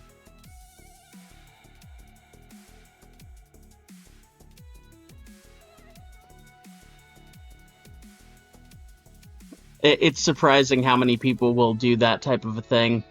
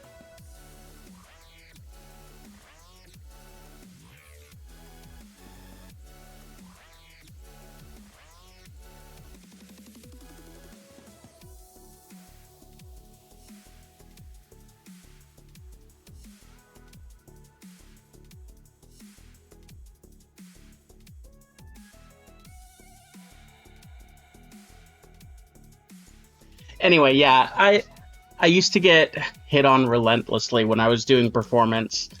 Um, it was always a little bit weird because you just don't expect that to be going on, or you don't expect people to be thinking that way about you when you're just sitting there, twisting balloons for children and trying not to throw them across the yard because they've snatched your wig off 4 times.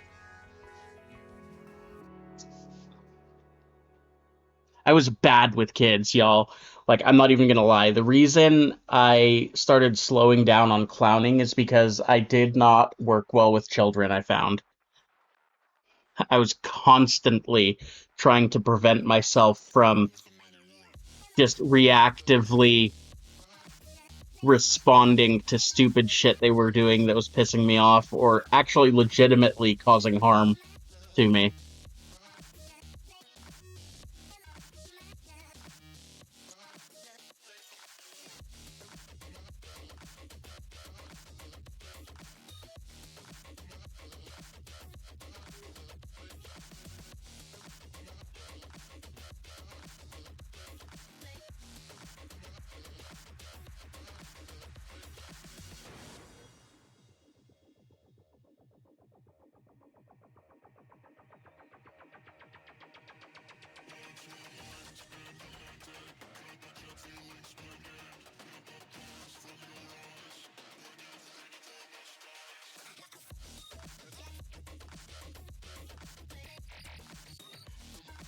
I generally speaking like people until they start pissing people off and doing things that harm and otherwise make things less enjoyable for people.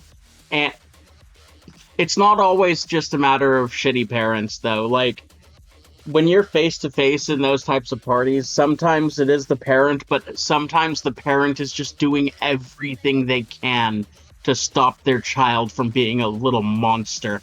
And from just my experience of having been a child, I can tell you right now that it's not always the parent being shitty. Sometimes the children are just shitty. Because I was a shitty child. For a long time, I considered my time working with kids as clowning as me getting my comeuppance for having been such a monster as a child. Because there was no reason for half the shit that I was doing. And I'm talking like years before the trauma. The trauma didn't start setting in until around 7 or 8, so, you know. Which is to say, my parents were really bad, but I was a monster independent of how bad they were.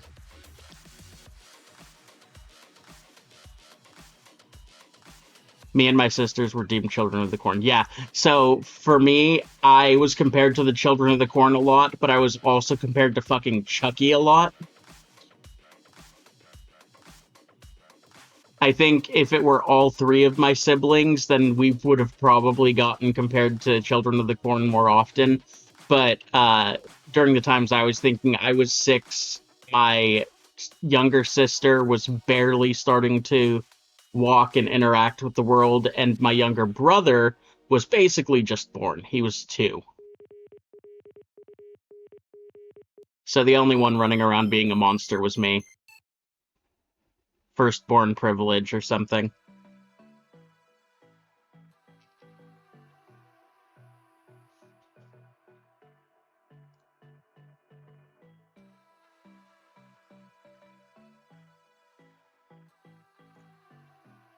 Two thousand years later. Me waiting like...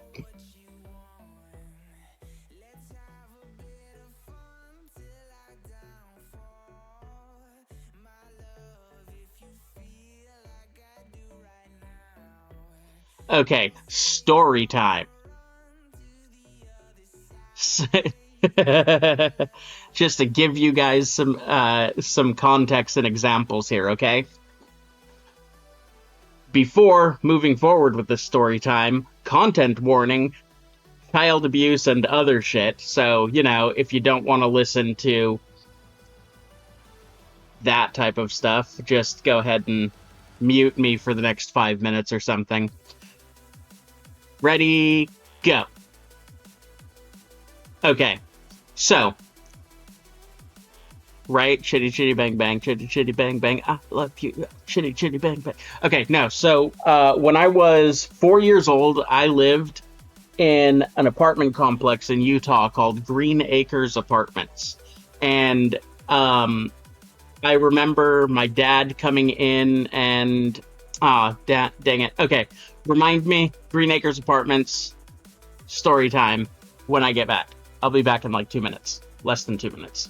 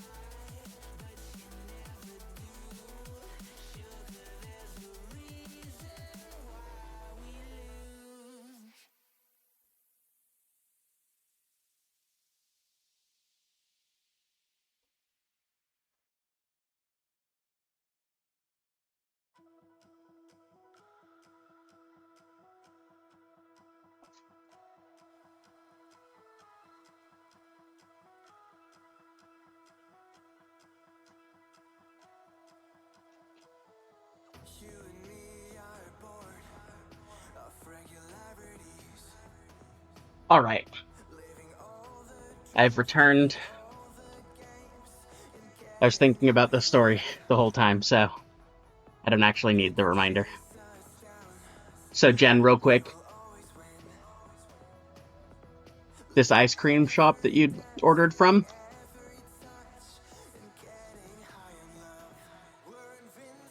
It's an incredibly, internationally known ice cream shop that only has something like five or 10 locations in the United States. And I used to consider constantly going to apply and work there because they also have balloon twisters that just wander the shop to do balloon animals for people. And I was going to apply, or I wanted to apply as a balloon twister.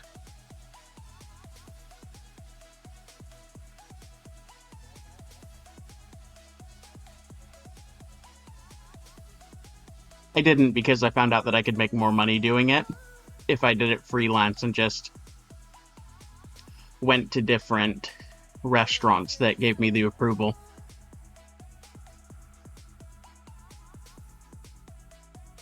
And that was the other reason, is they didn't allow their balloon twisters to show up in clown makeup.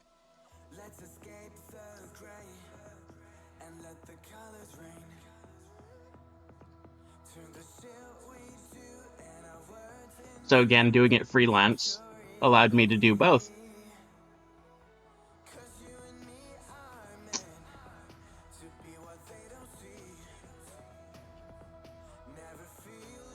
Alright.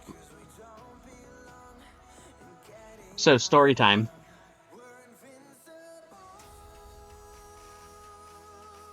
Content warning. Shitty situations, child abuse, neglect, that type of stuff. Green Acres Apartments, yeah. So, when I'm 4 years old, I'm living in an apartment complex called Green Acres Apartments in Salt Lake City, Utah. I'm not putting a disclaimer in chat. Y'all can put a disclaimer in chat.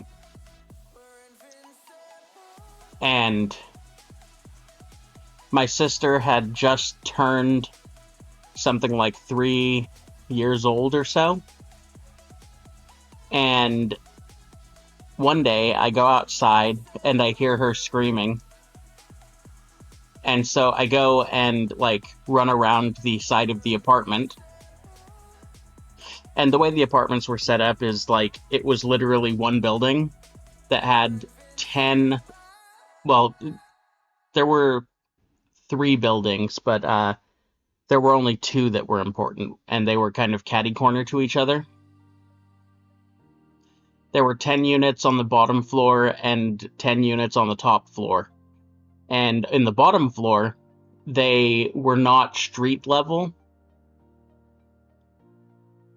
This one doesn't have spiders in it.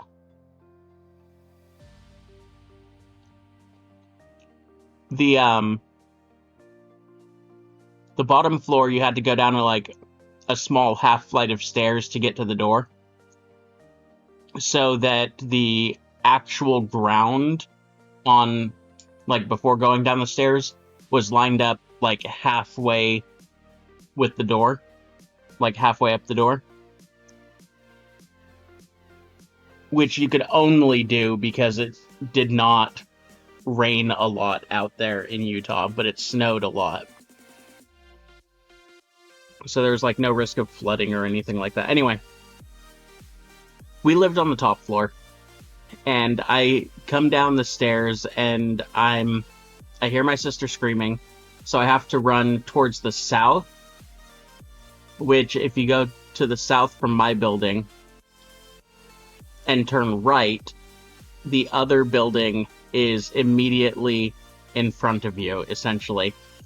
And I round the corner, and my sister's just sitting there crying, while this kid, who's the kid of one of the neighbors, his name's Dallas, he has a mullet, and he's a little piece of shit, is sitting there laughing with a stick in his hand. And I realized that my sister is just covered from head to toe in red welts like he'd been hitting her for a while. And I have, to this day, no idea why he was doing it, what got it started, or anything like that. What I do know is that the instant I realized what was going on, I started chasing him. Like, I snatched the stick out of his hand, and he tried to bolt back the way that I came from. So I'm running after him with the stick. We get all the way around into the back side of the building, and then U-turn, not the backside, the north end. Then we like U-turn and run around it, and he's just a bit too far ahead. I'm faster than him, but I'm not catching up quick enough. And I feel like he's gonna, like, jump a fence or some shit to get away from me. And as I'm running around the back side of the apartment after him, I realize that there's this window broken out that's not too far ahead of me. So as I pass it, I reach down and grab this giant chunk of glass from the broken window, and I frisbee it at him, trying to hit him with it. And it misses. And then he stops in front of the first door of the next building, the one that we were, like, looking at right before he ran, essentially.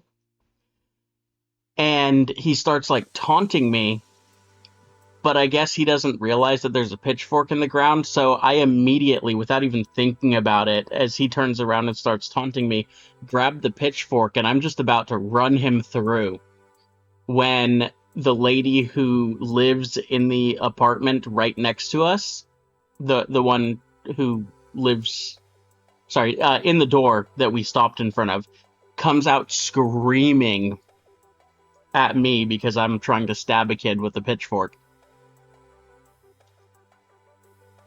The police get called, my dad gets called, everyone's having a day.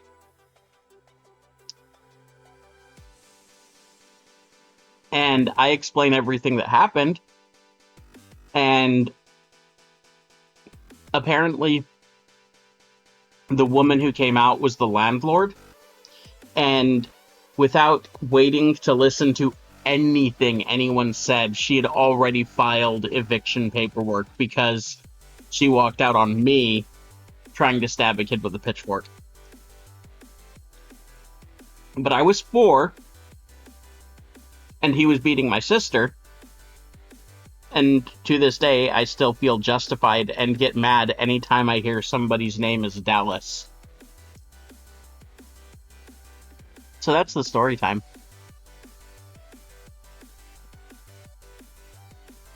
I also accidentally burned down my grandpa's house.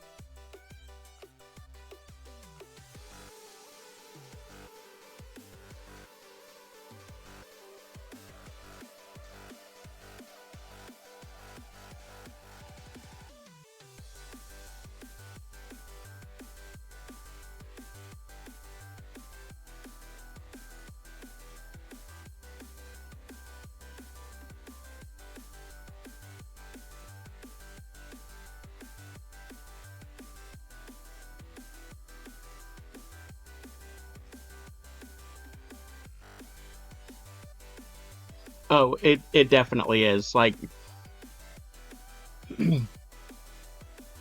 I think 6 months or so before that situation, my mom and dad took us out to a camping trip up in the mountains of north of Utah, north of Salt Lake City. And my dad is sitting there like trying to start a fire, but it had just rained or something within the last few days. The snow was starting to melt, so there was a stream, everything was water everywhere. And so he was having trouble, but I was getting bored, so I wasn't just going to sit there and wait for the fire to happen, so I decided that I'm going to go and wander around and see if I can't find some animals. And during this little trip into the woods, completely unsupervised because my dad didn't do that, I also don't think he even realized that I'd walked away. But I decide partway through my little journey that instead of just looking for like bugs and stuff like that, I had recently seen an episode of Steve Irwin where he was playing with a bear and the bear was just a giant puppy, so I was going to go find a bear. And if you don't know,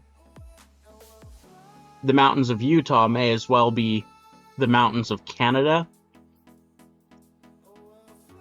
If you're in the woods, running into a bear is more likely than not up there, which I didn't know. I had no idea bears even existed up there. I just assumed that I would probably find one if I wandered for long enough. Yeah, exactly, Little Ash. Can I pet that dog? I found one. I found a bear. And I did my best Steve Irwin impression. Kind of crouched down and, like, slowly just let it get used to me as I crept closer and closer. Not, like, crouching down and making it look like I was creeping closer, but, like, just letting my presence be known and slowly moving myself in ways that would bring me closer and closer to it. And the bear saw me and it was vocalizing and stuff like that, but it wasn't like territorial, angry vocalizing, and I could tell that it wasn't. It was just kind of like, hey, I exist, I see you exist, you know? Which isn't friendly per se when it comes from a bear. But it's also not actively aggressive. Which means that it could have been safe. You never know.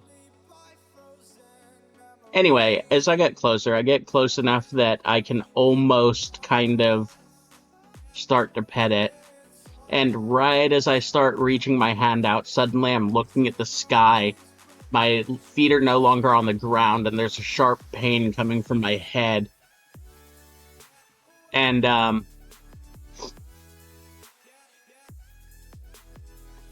yeah, you absolutely know when it's an aggressive signal. Or at least, I mean, I had been around dogs a lot, and you know when dogs are giving off aggressive signals as well. And bears and dogs are part of the same family, and they do a lot of the same types of vocalizations as aggressive signals. And anyway, staring at the sky, feet are no longer on the ground, have no idea what's going on, pain coming from my head. My dad was holding me by the hair, dragging me full force as fast as he could away from the bear.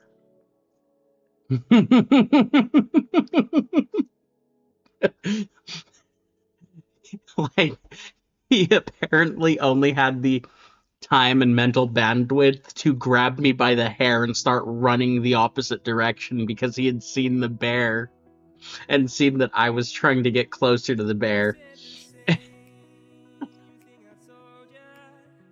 And he ruined my goddamn day.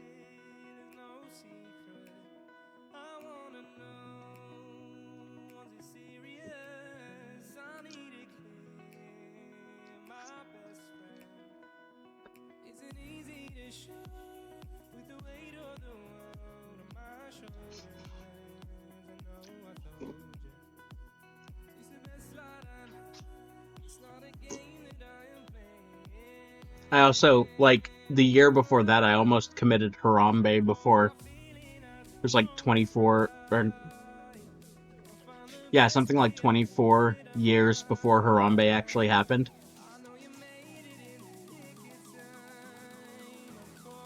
Nah, bears are cute, yo.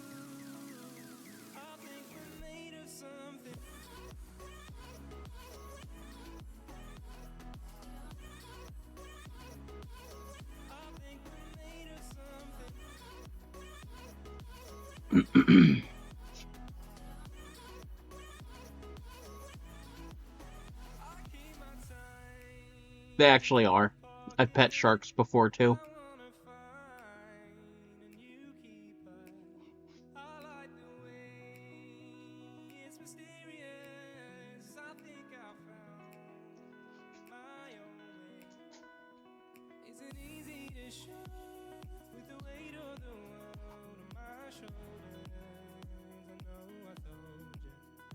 My favorite sharks are the sea pancakes.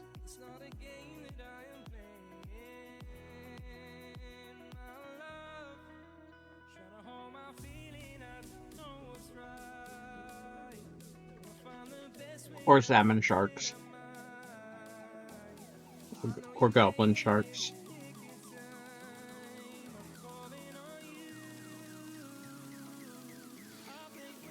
Or shovel-nosed sharks.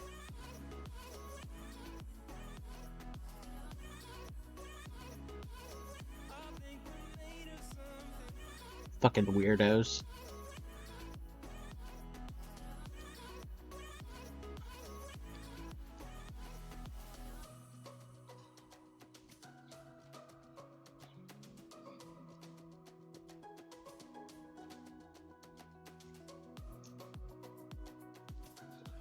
My mom loves to tell the baseball story from when she was a kid. She was like 8,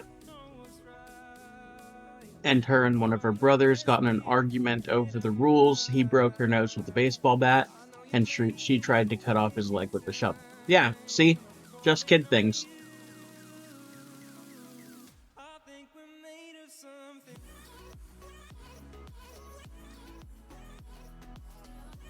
Stepped on a, Okay, so...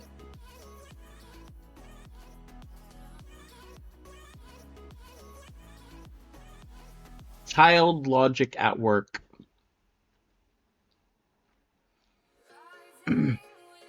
The worst burn that I ever received in my life, including the brand I gave myself.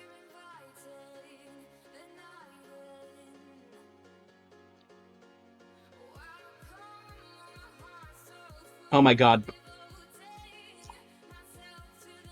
So, I've got another story as well, on top of the one I was just about to tell. So, the worst burn I ever got in my life came from the stupidest fucking reason in the world. I went into the kitchen and I decided I want Pop-Tarts. So I pulled out all of the drawers in such a way that I could get up onto the counter. You know, the bottom drawer I pulled out most of the way. The second drawer I pulled out about halfway, and then the third drawer I pulled out just enough that I could step into it from the middle drawer.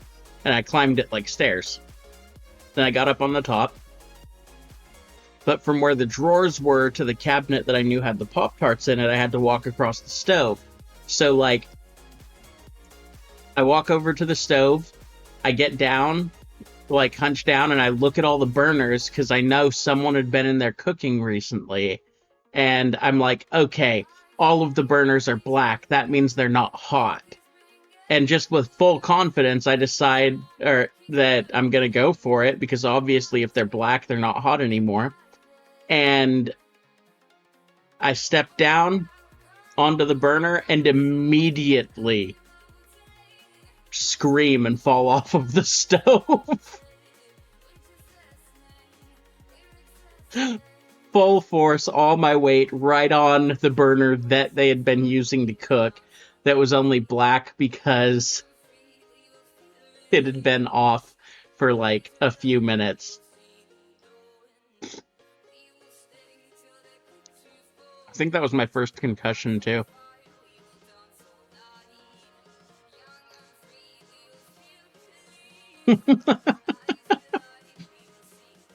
Oh, it gets worse. So from there, nobody's home. So I'm like, okay, I've injured myself. Now I need to fix the injury. And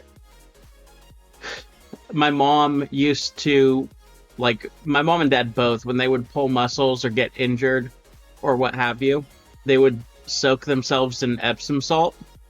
So I'm like, okay, that's not actually a problem.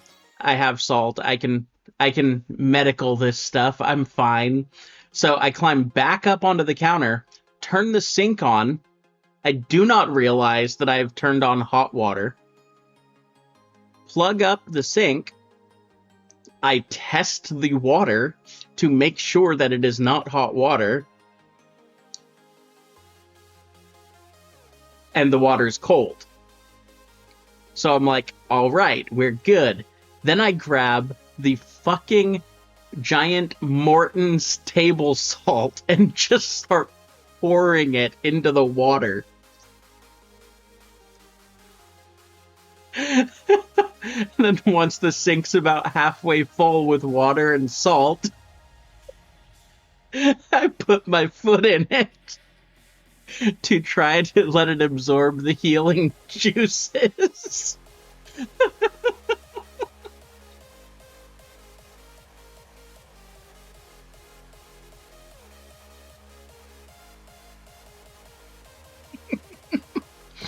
I fell off the counter again.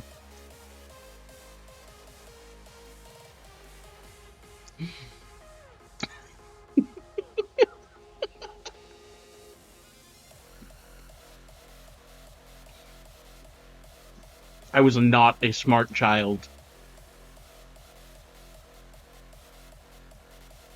But there was a logic behind everything I was doing. I just didn't realize that the logic was very flawed.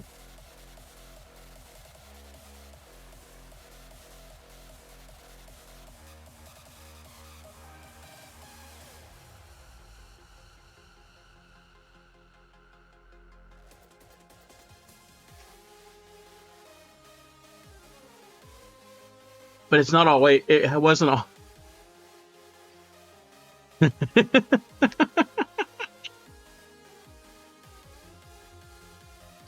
not how you do flying lessons. Goddess of the sea, help this fool, right? So the other story. Actually, when my mom realized what had happened, she went into like super hardcore caretaker mode trying to take care of me. Like an hour later, my dad comes in and asks what happened. And I just say I burned my foot. And then my mom goes into telling him everything that I had told her actually happened. And his immediate response after hearing that I put my foot in a bath of hot salt water to try to fix it was just to start laughing. Like, way to be supportive, asshole. I thought I was doing what I needed to.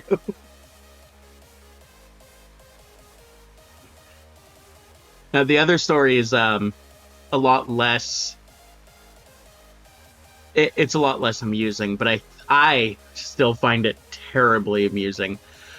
There was this kid who, after this day, I loathed with every fiber of my being. But prior to this day, he was my best friend. His name was Emmanuel. I was like 6 or 7, and I think he was like 9 or 10. He was the neighborhood older kid, in my opinion. There weren't many kids. And I lived about 2 blocks away from him, and we both lived about 3 or 4 blocks diagonally away from whatever school I was going to.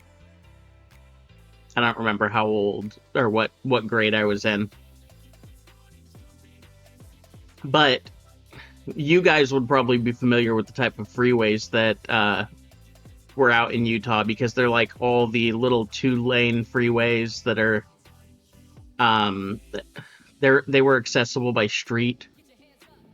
But one day Emmanuel and I are hanging out, and he's got a bike, and he tells me to jump on the back of it. So I'm like, okay, cool, let's do this. I don't even know where we're going. And we get over to the school, and he basically crosses the street halfway and then stops in the little middle center divider, which is kind of like a sidewalk, but not really. And he tells me to hop off the bike and that he'll be right back. And so he starts bicycling away, and I'm waiting there for 5 minutes, 10 minutes maybe, I don't know. But it feels like a really long time that he's gone, and then I suddenly just come to the realization or decision that he has stranded me here, and it is up to me to find my way back. So I'm like, okay, I'm in the middle of a freeway, and I need to make my way over there. So what do we have to do here? And my little 6-year-old brain tries to do this as good as possible, like as well as possible. I go over to the edge, I do the stop, look, and listen thing, both directions, even though I'm crossing a section that only has one way of traffic. I look to the left first, even though I know no cars should be coming from that way because all the traffic's going that way instead. And then I look to the right, where all the cars would be coming from, and it's just an empty stretch of fucking nothingness as far as the eye can see. So I'm like, okay, we've got this. But just in case there's like a car around the corner, I close my eyes and I listen for a second, and then I look to the right again, and there is nothing. So I'm like, okay, I'm 6, but I can do this. And I start running across the street, and I get into the second lane and get hit by a fucking car.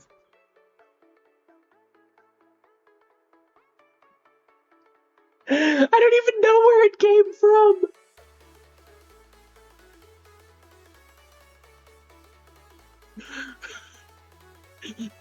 When I say there was no car in my line of sight when I looked to the right, I am not exaggerating. So, my foot hits the second lane, the car hits me, and then I'm suddenly rolling. And then I'm in the gutter. And the driver has stopped, and they're getting out of the car, and they're freaking out, and I don't know how much time passed, but eventually, some fucking how, my mom finds out that I was hit by a car, and I'm fine. Like, legitimately, I'm not hurt. I think that I am, because I was hit by a car, and I should be, but I'm not. I have scratches from rolling around the road, but I've done worse to myself by that point, just trying to get out of the fucking bathtub, you know what I mean? And Shotgun tried to isekai me. Exactly. That basically is exactly what happened. Anyway, when my mom shows up, I'm just fucking hysterically laughing because, right, I'm already dead, probably. No, the logic of everything, like, I did everything right, okay? And I am still, somehow, laying on the ground with my head resting on the curb, staring up at the sky because I was just hit by a goddamn car. Everything that everyone had ever told me up to that point about traffic and car safety and, you know, look before you leap and stop, look, and listen, and all of that shit was wrong. I did all of it, and I was still hit by a car. And so, just the irony of the entire situation has me laughing hysterically on the, with my head resting on the curb as if it were a pillow. And I'm laying in the, like, the Shivashna pose, or whatever it is, the corpse pose in yoga, laughing like a maniac when my mom shows up, and she thinks that I've gotten like a massive brain injury or something because that's how I'm responding to the situation, and she thinks it's like not natural, and obviously I must have gotten hit so hard that I got brain damage. So she flies into a complete 1000% freak out. And meanwhile, I'm just like, nah, I'm good. Funniest fucking thing in the world to me. I'll never forget that day.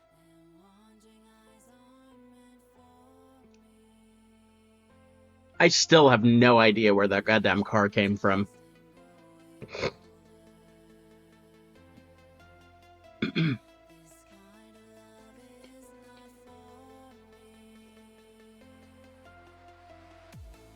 All right. So,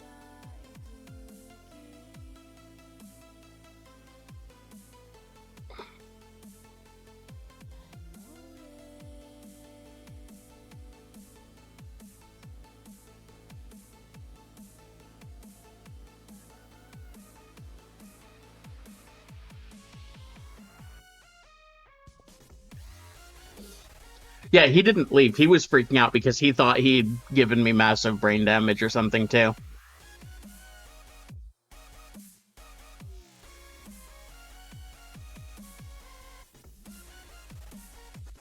My mom, like, obviously I get up and I walk back with my mom, and we get in the van and drive over to my grandpa, and my mom's like, oh my god, he was hit by a car, we need to take him to the hospital. And she's all freaking out, but my grandpa, like, stops and turns and looks at me, and he's like, so you got hit by a car? And I'm like, yep. And my grandpa's like, how bad was it? And I'm like, I don't know, it was pretty bad. But in that exact tone of voice, he's like, well, we should probably get you to the hospital then, right? And I'm like, I guess. And then we went to the hospital, but the entire time my grandpa's just like, he was just hit by a fucking car, and he's reacting like nothing goddamn happened. I found out later that my grandpa was just like, is this kid made of metal or something?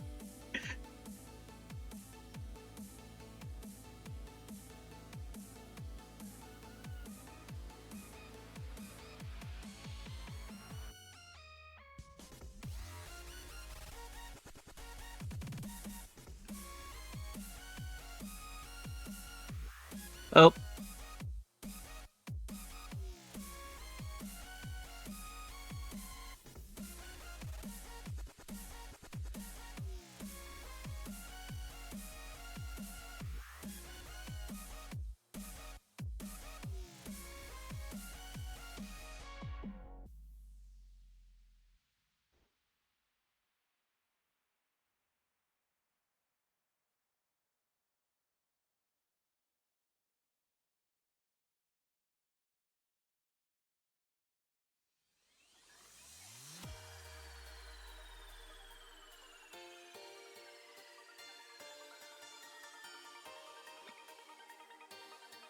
I got a response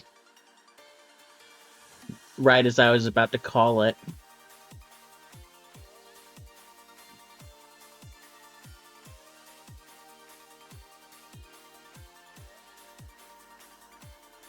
All right. Let's do this.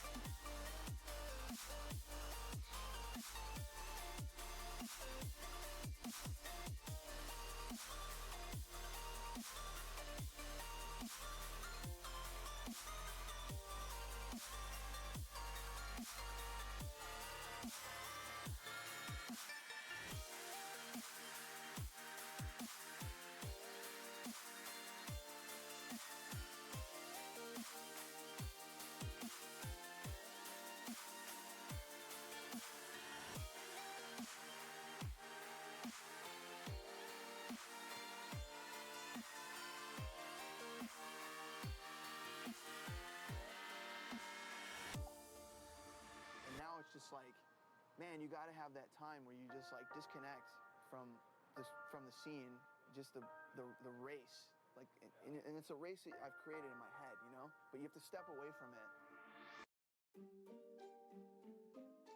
Yeah. MD, JPB, it's only right, baby. Yeah, why you mad? I got a bag, bro.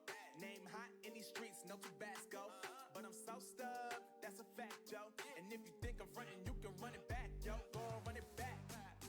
You know that I run it. Everything you wanna do, I already done it. And I got your little boo telling me she love me. I got this one, that one. Damn, it's gonna be a long night. Yeah. You know.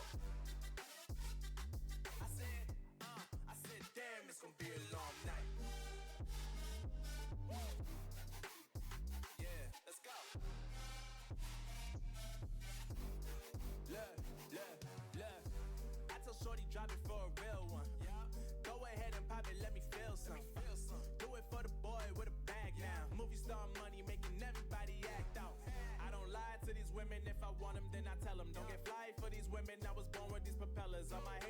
beat me, so I call them acapella. See, I'm only getting better, you only get jealous.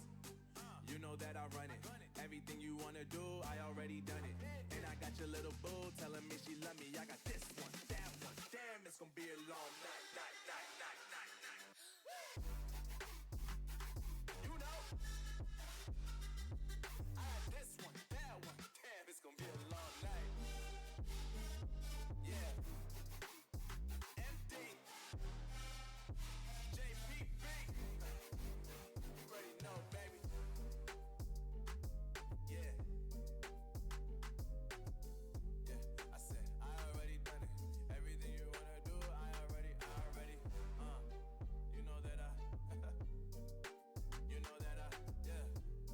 I said, you know that yeah. Damn, it's gonna be a long night.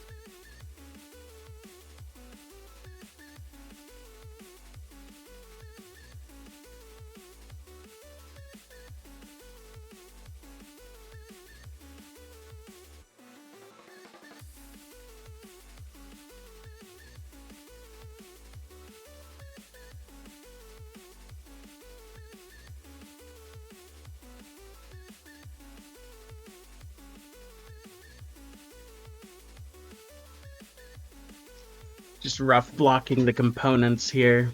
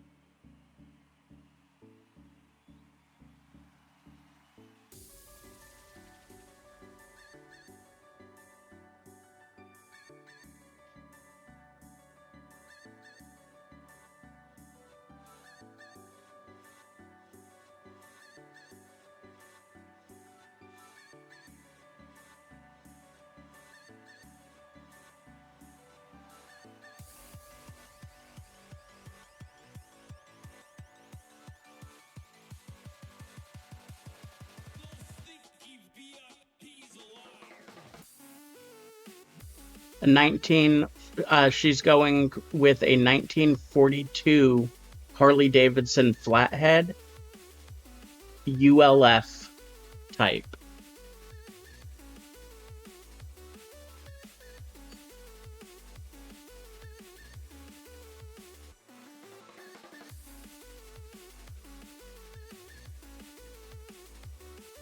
Does that look short to you?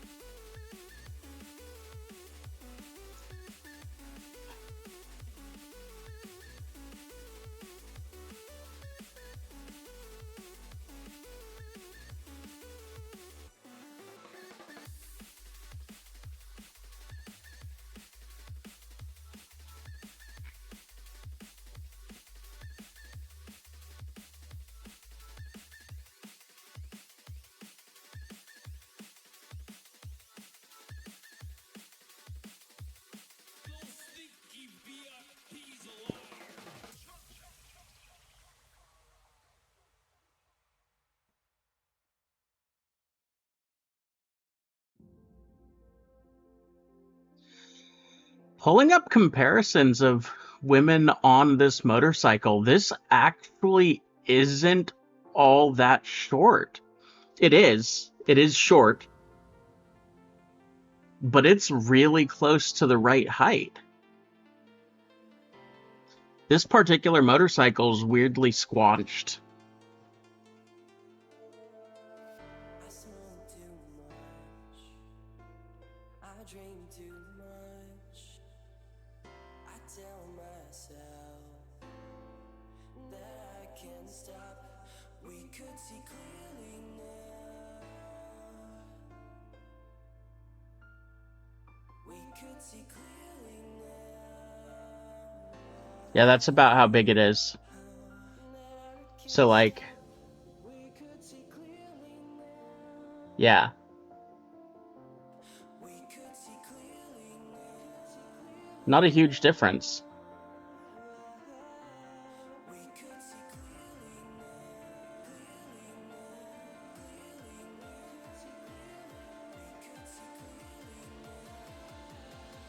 Yeah. See, and I'm used to, like, sports bikes. Like a Ducati, for example. If she had asked me to do a Ducati, this wouldn't even be a goddamn question. Like, I would be so on it. But since this is an older military-style bike, I'm not familiar with those types at all.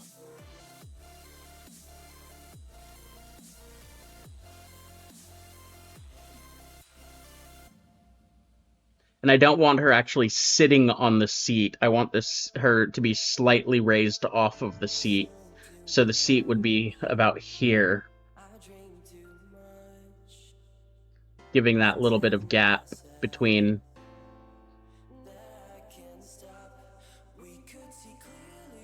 And then the second wheel would come in about here.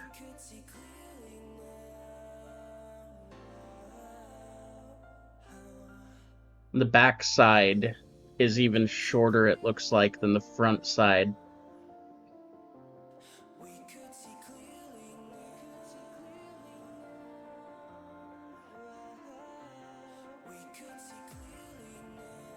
It's got this little dupe on it.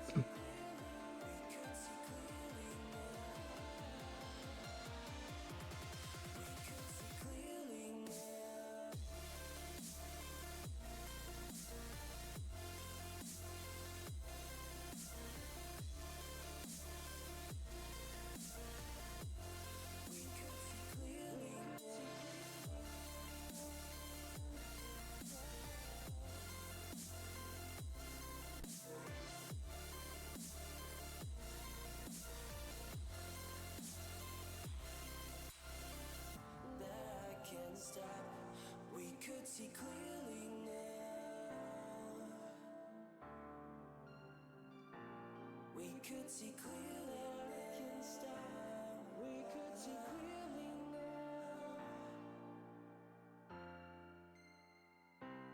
We could see clearly now.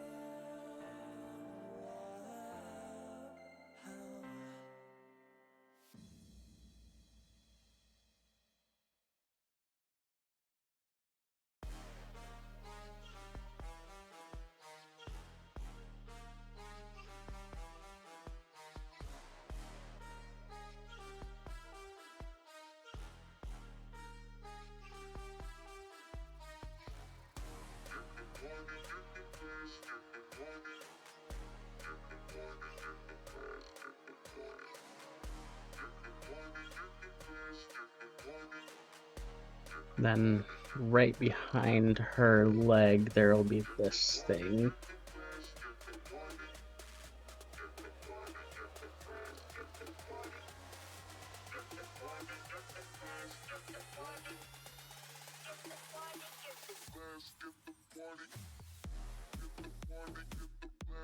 And whatever this is.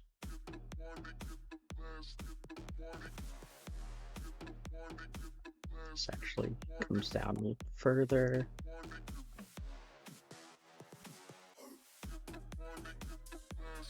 Tube.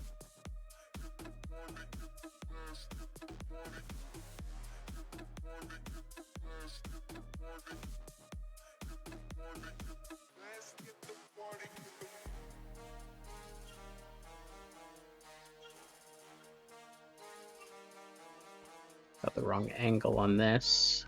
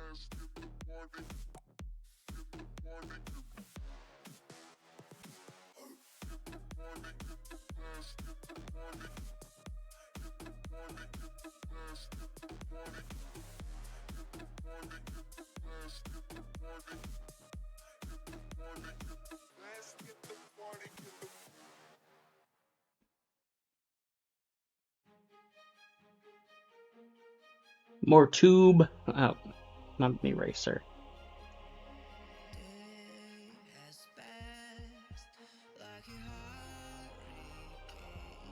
Don't know what that is. Pretend that we do.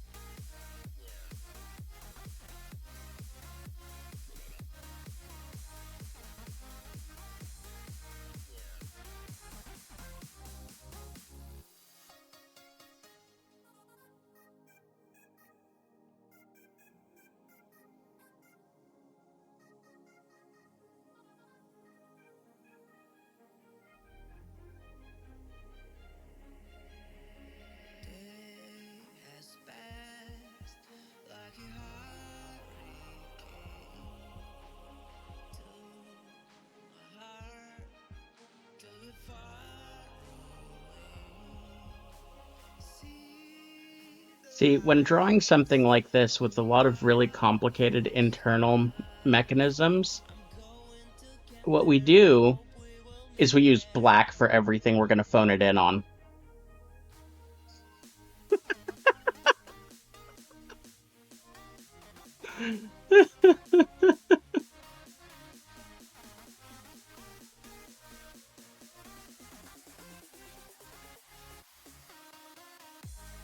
It's called artistic license. Deal with it, hunty.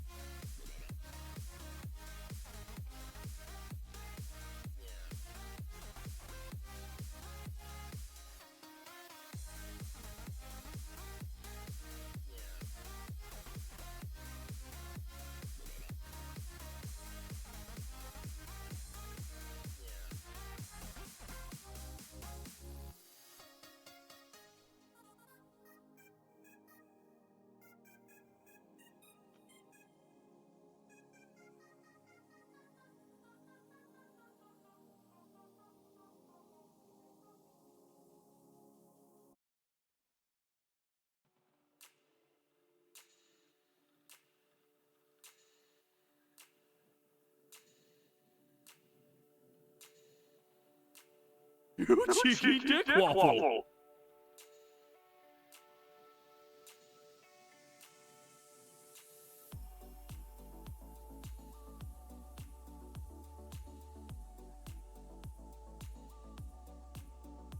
Right?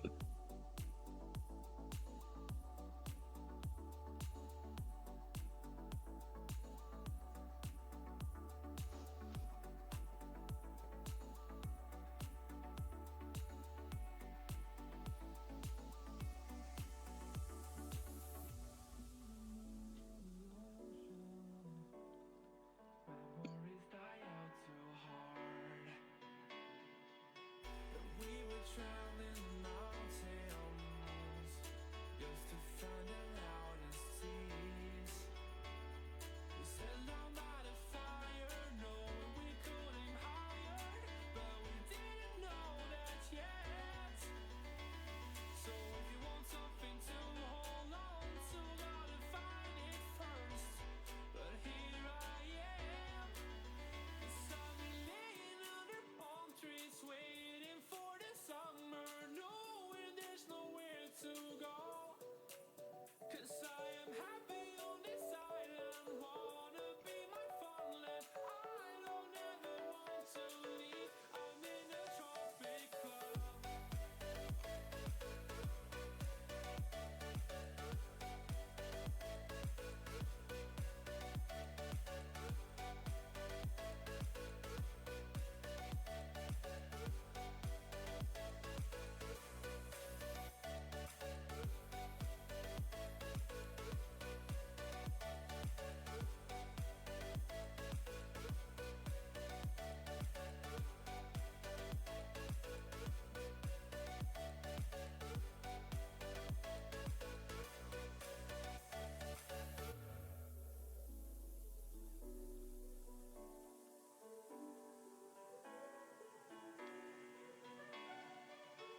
I remember the ocean, memories die out too hard. But we were traveling the mountains just to find the loudest seas. We sat down by the fire, knowing we could aim higher, but we didn't know that yet. So if you want something to hold on to, gotta find it first. But here I am, 'cause I've been laying under palm trees, waiting for the summer, knowing there's nowhere to go. 'Cause I am happy on this island, wanna be my funland. I don't ever want to leave, I'm in a tropic club.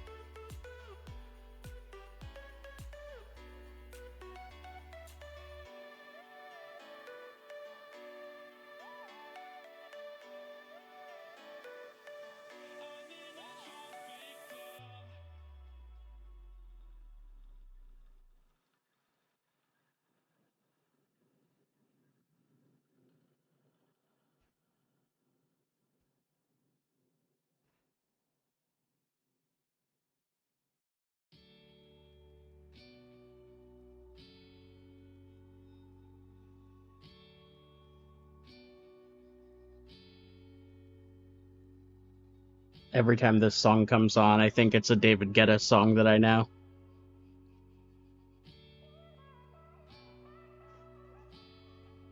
Almost willing to guarantee that they sampled it.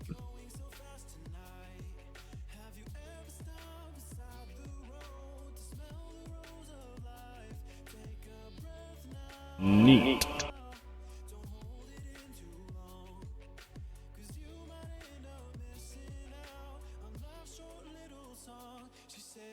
What's Nate, the David Guetta thing?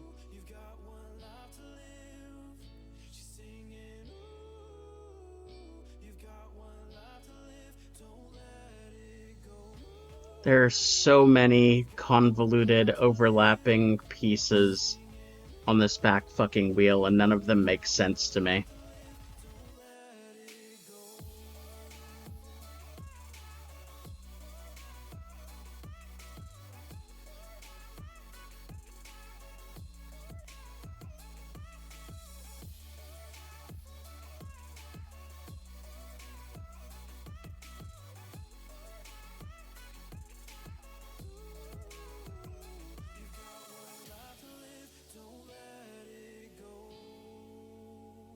You've got one life to live, don't let it go. Can you let go? Let go of it all tonight. Or will you decide to push on through and ignore the words inside? Take a breath now, don't hold it in too long, 'cause you'll find you're missing out. A last short little song, she's saying, ooh, you've got one life to live. She's singing, ooh, you've got one life to live, don't let it go. Ooh, you've got one life to live. She's singing, ooh, you've got one life to live, don't let it go.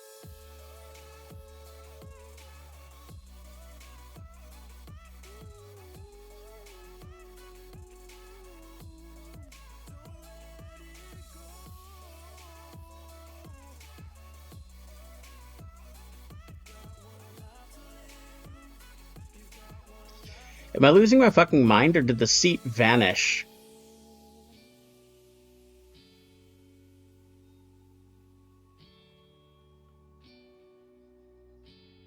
Yeah, the seat fucking vanished. What the hell?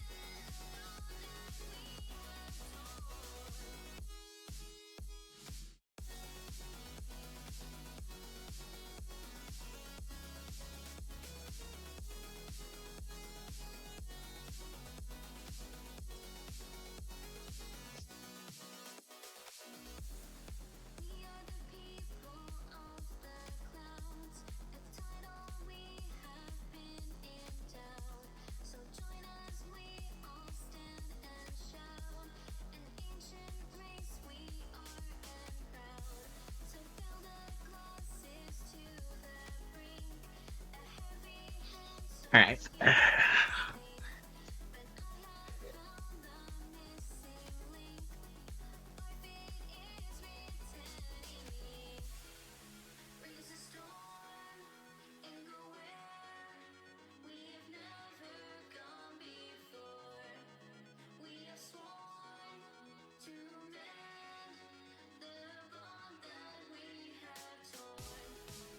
I think because this one has a motorcycle,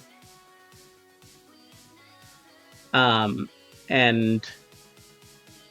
the technical aspects of doing this art are not going to work in Procreate. I wanted to do it in Procreate, that's why I was doing the sketch here. But it's becoming clearer and clearer that I just need more control over shapes that Procreate's not going to give me. So I'm going to need to switch to doing this one in Clip Studio Paint, which means that I won't be able to finish it today because I do not have the energy to switch over to Clip Studio right now. But that said, I can at least block in the background now that I have the motorcycle more or less roughed out.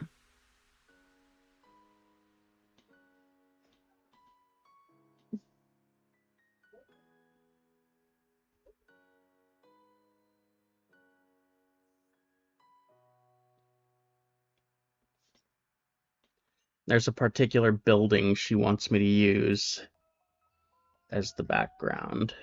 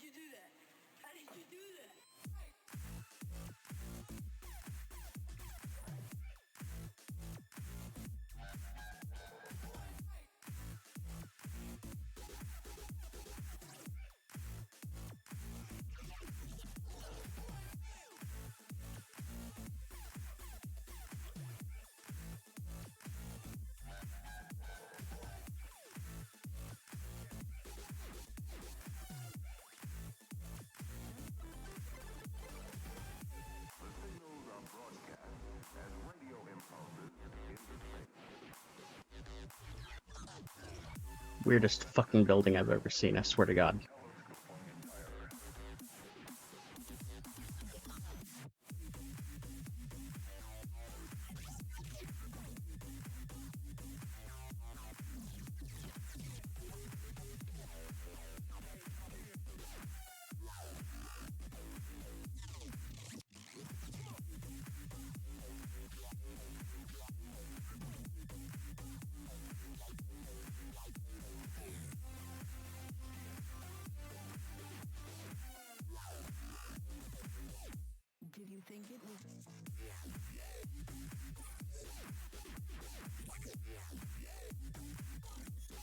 Yeah, and see, I'm gonna have to do some perspective drawing to actually make the building in the background look right.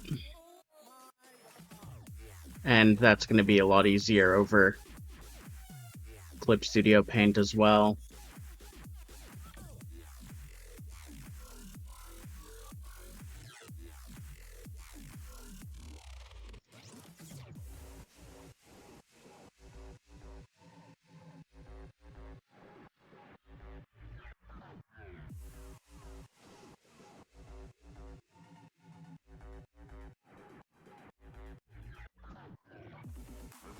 Yep.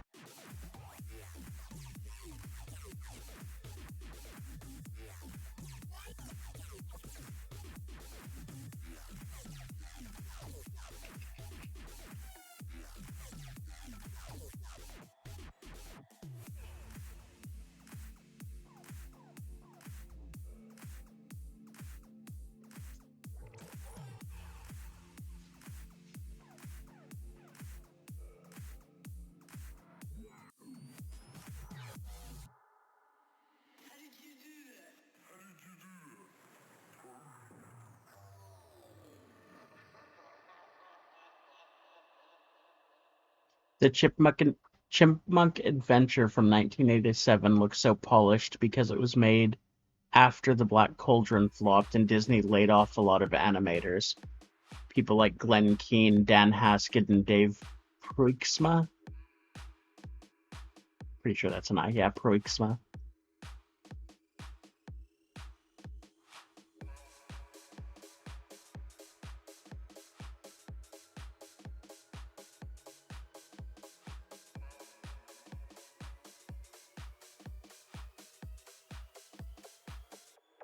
Have you guys seen the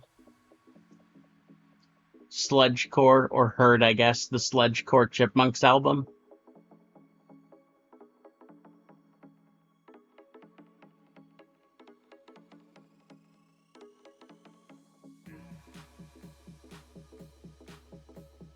I'm no architect, but I'm better than most you've met. To be fair, I'm actually incredibly good at perspective drawing, but when I'm doing sketches, I'm not really super paying attention to the angles. I'm more paying attention to the flat faces and what they look like, making sure that those flat faces match the shapes that I'm going for.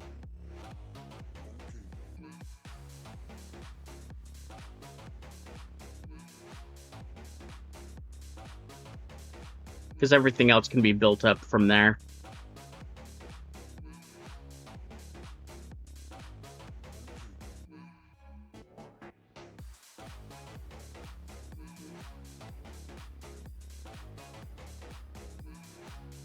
You don't accept anything post ink and paint days? What do you mean?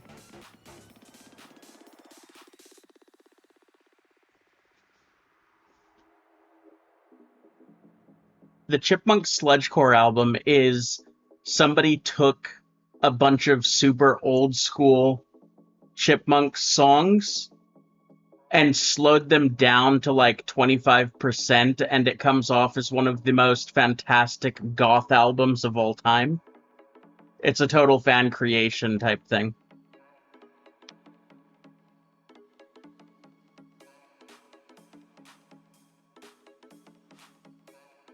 Think I would watch the fucking CGI Alvin and the Chipmunks? Are you kidding me?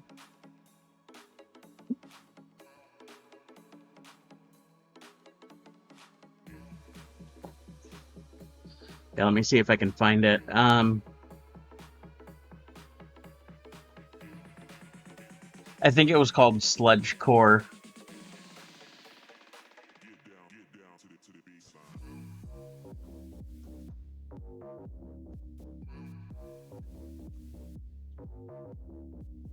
Sludge Fest is what it was.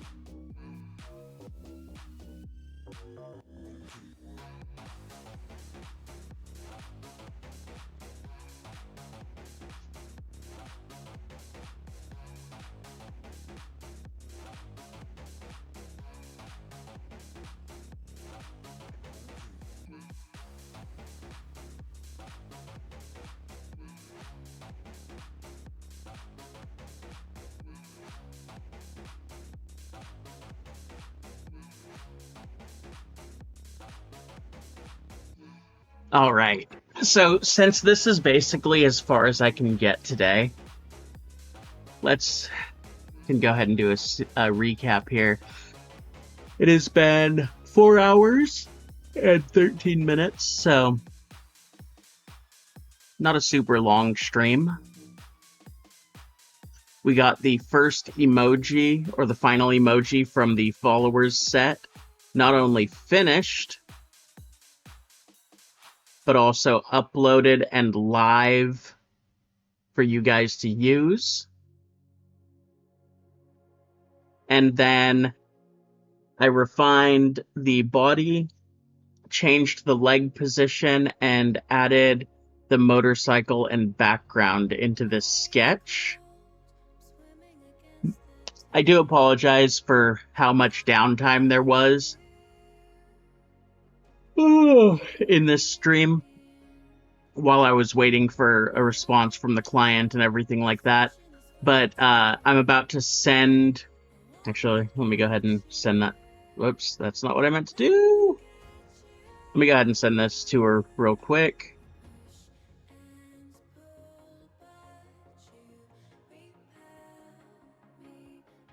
That's not what I meant to do.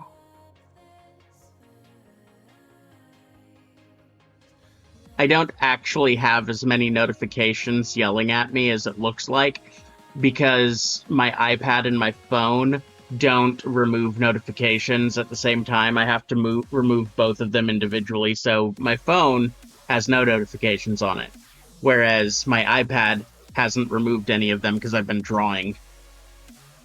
Anyway, yeah. So, despite it being only 4 hours, I feel like this was a very productive stream. And coming in tomorrow, or whenever the next time I stream is, I do think I'm going to come in and stream tomorrow, judging by my energy levels today.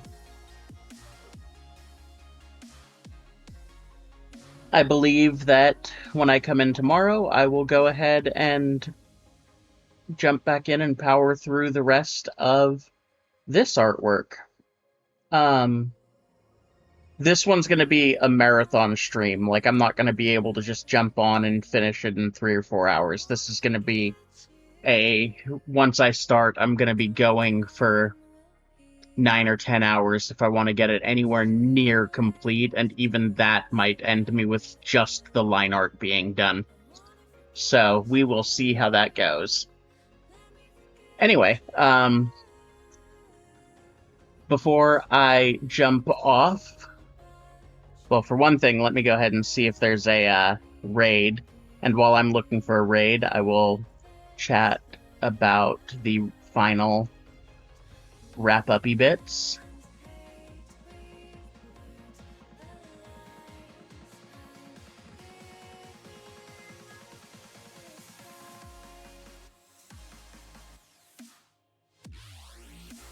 It looks like I've got a few... There are a few people that I could raid. I believe I'm going to go ahead and just raid someone that I've never seen or talked to before. So what you guys can expect from that is it's just kind of a courtesy on Twitch to raid people at the end of your stream, just to help give them a little bit of boost and follows, but it also is going to help me get my name out there by kind of introducing myself very kick-in-the-door fashion to the streamer that we raid. I know there are only 3 or 4 of us in here at most right now. Yeah, it's just me and 2 others, essentially. So, it's not a huge raid, but at the very least, it'll help me kick in the door and get a little bit more viewership, potentially. Before doing that, again, just want to remind everyone for posterity about the September fundraiser extravaganza. Half off commissions until September 30th, just like I said in the intro to this stream. Hit me up at info@ashsomething.art or check out the website ashsomething.art/fundraisers to see more information about that. Anyway, with that, let's go ahead and throw us at another art streamer. Doop, doop, doop.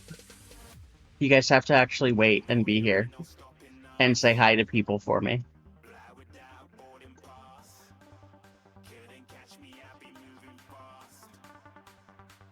Gonna raid some anime titties. Let's go.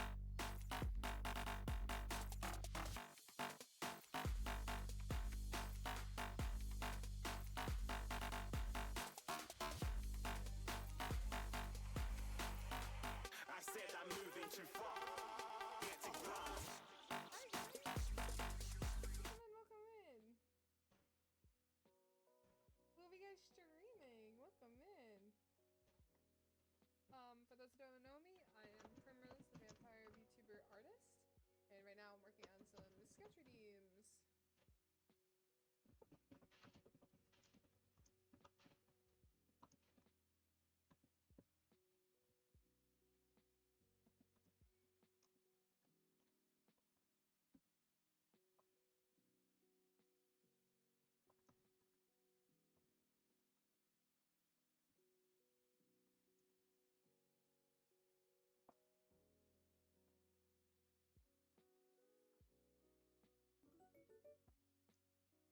Hi, Toon. Hello.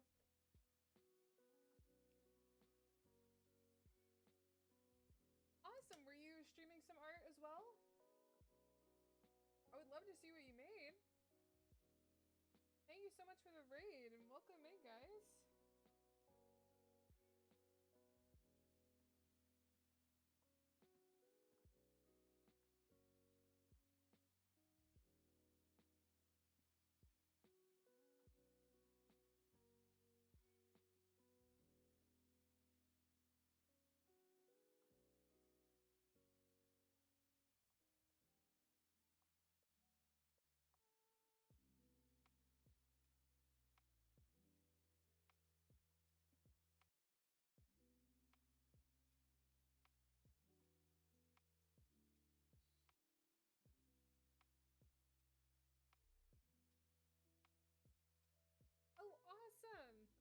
doing some more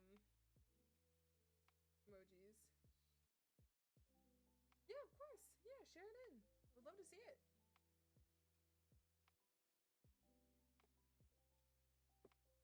Thank you so much, Toon.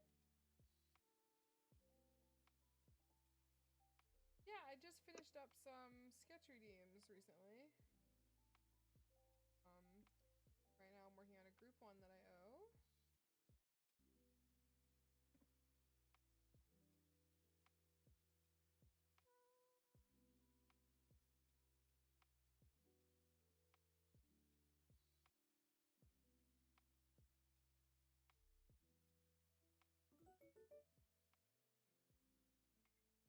Thanks for the follow, Ash. Ooh, thanks for the follow, Ray. Welcome back, guys.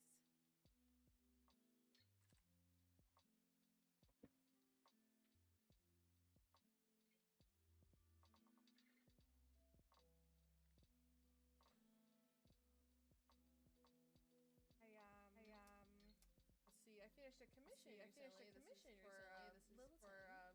For character Lyralyn. And this was an icon I did on my Bijan. And this is some designs that I'm currently working on for my new model later.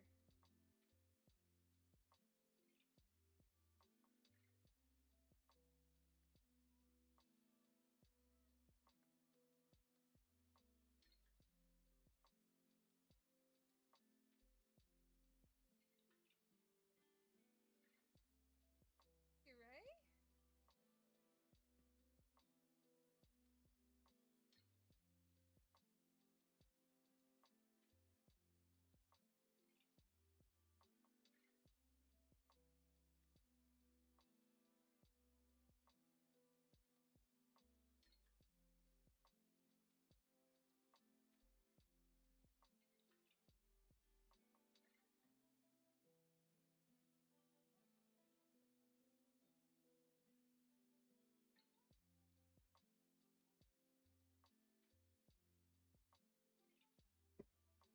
Oh, yes, honey, I do, yes. VGen has helped a lot. That's why I'm trying to see if I can get more code so I can get you guys in on VGen. I was very lucky that Val gave me, she got me a code. They're very annoying to get, but if you get them, you know. They have, like, challenges and stuff other than having to hopefully beg for them to notice you and give you a code, but it's been annoying too.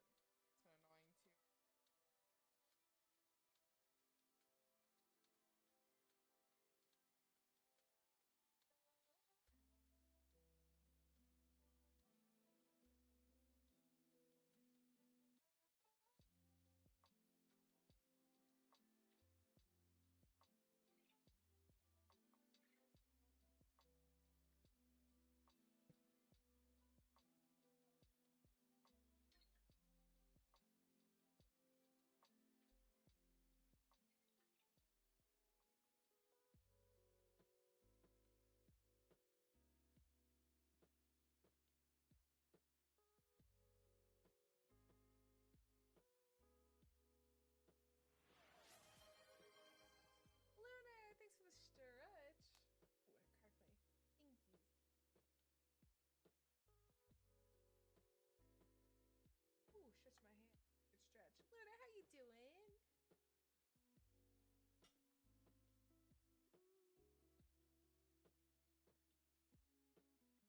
Oh my god, that art is amazing, Zhao. Holy moly. Oh my god. That's awesome. Love the colors in that.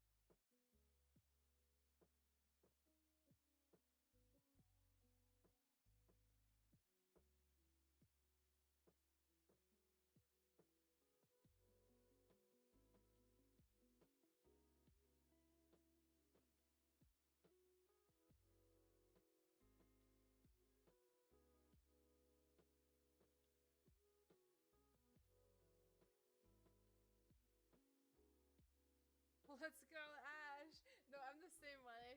If I don't remember to do it, I just forget, and then a year later I'll be like, I was supposed to do that. So, I feel that. But good for you. Good job. You got 5 done. Let's go. That's amazing.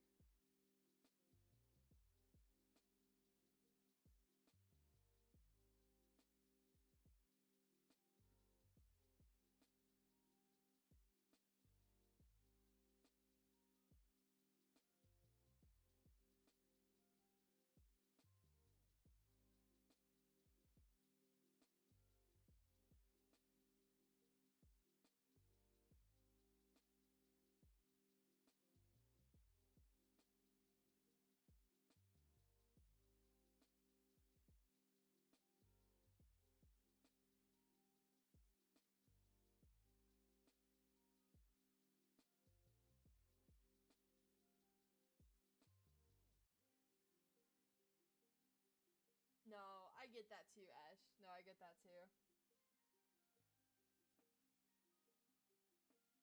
No, I'm the same way. Sometimes, like, responsibilities kind of just become overwhelming.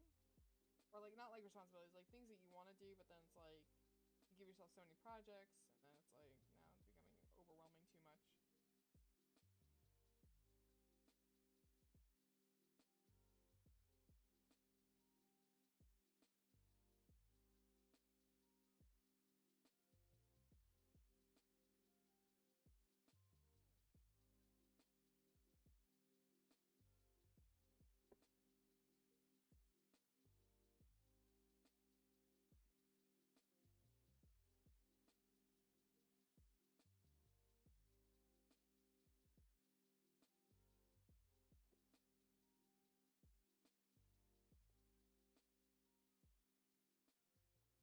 Oh, I'd love to see it.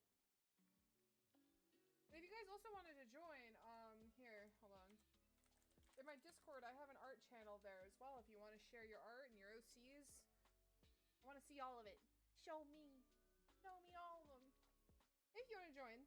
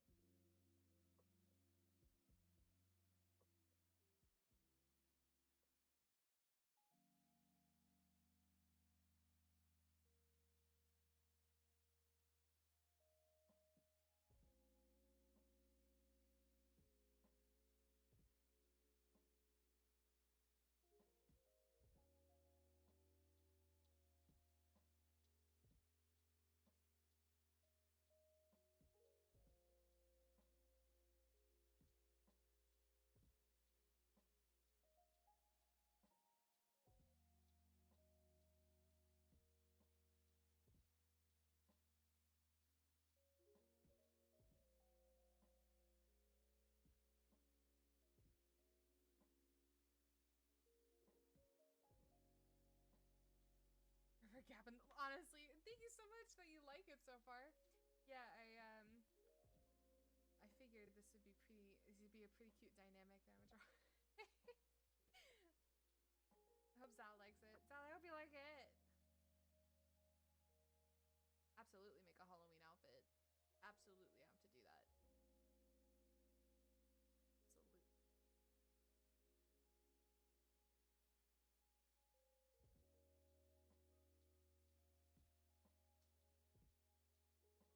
Absolutely.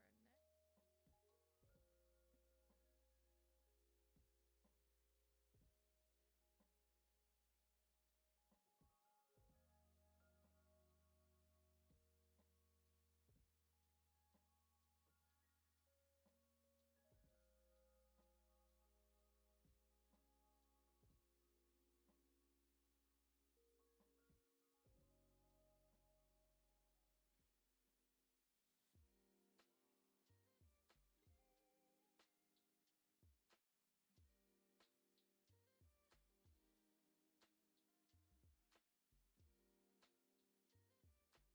next. Ah! Curse my sketching line art. Work with me.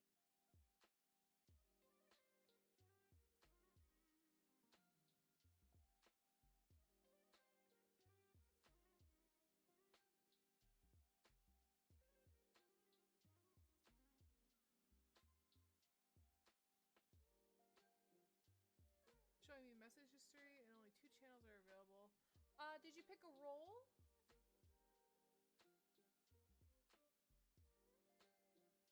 You might have to, I think you might have to pick a role first. And let me know if you did or not, because then I have to go in and fix that. Is there a rules channel?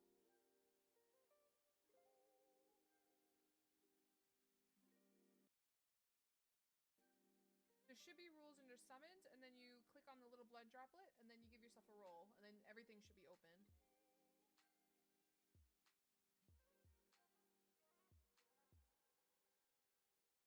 What's this locked? Oh. Yeah.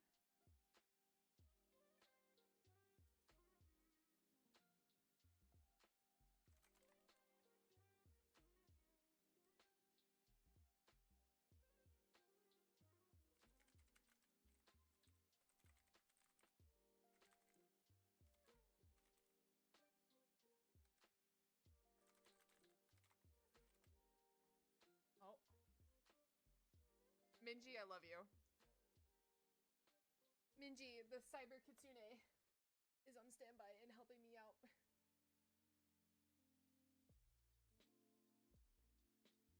Yeah. I probably broke it, honestly, New York. I keep touching things I shouldn't be touching.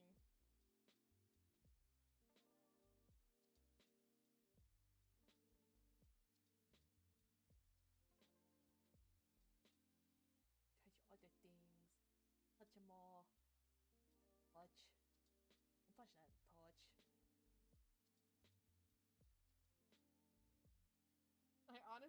I probably did. Minji is the best. Pass it on.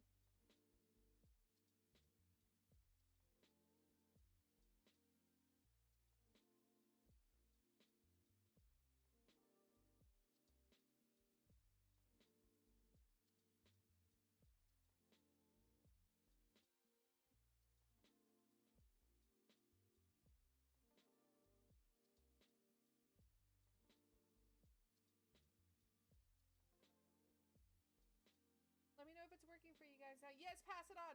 Pass it on, pass it on, pass it on! Still showing the same? Ah.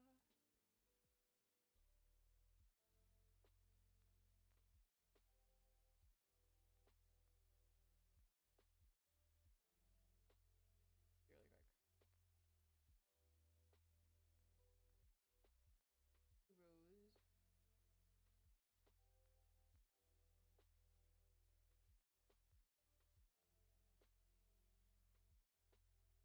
Rose. I really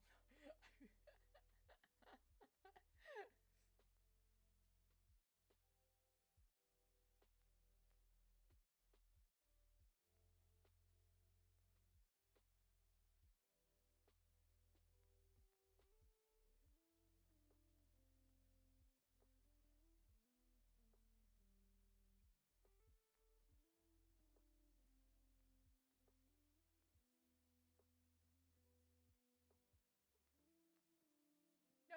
Don't let me in there. Don't let me in that. That's for Midgie. Don't let me in. Don't let me in.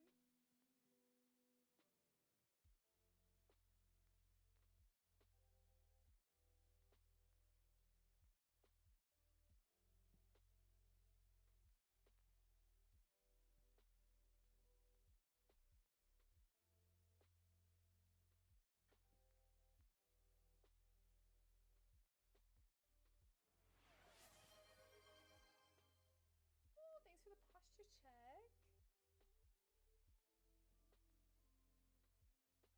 God, I keep cracking my back every time.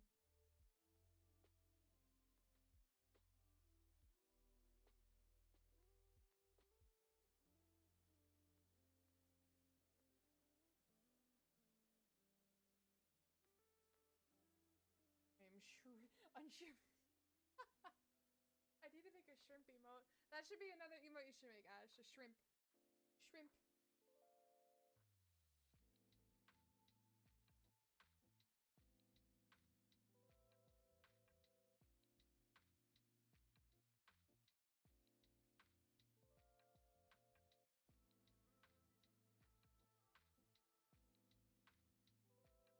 Ooh. Thank you for the Discord.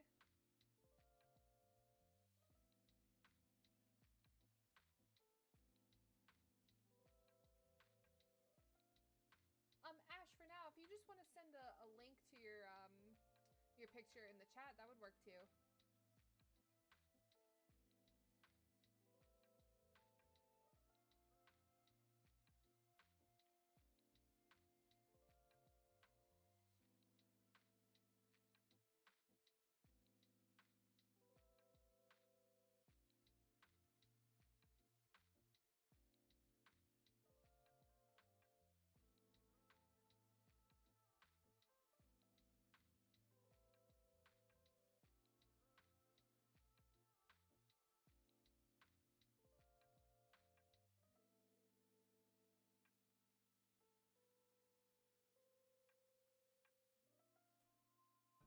Oh, I get that, Ash.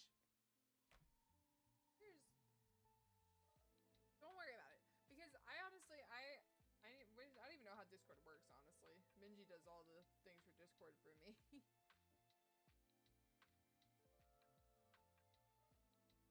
No, that's fine. Let me see. I love that. That's fucking great.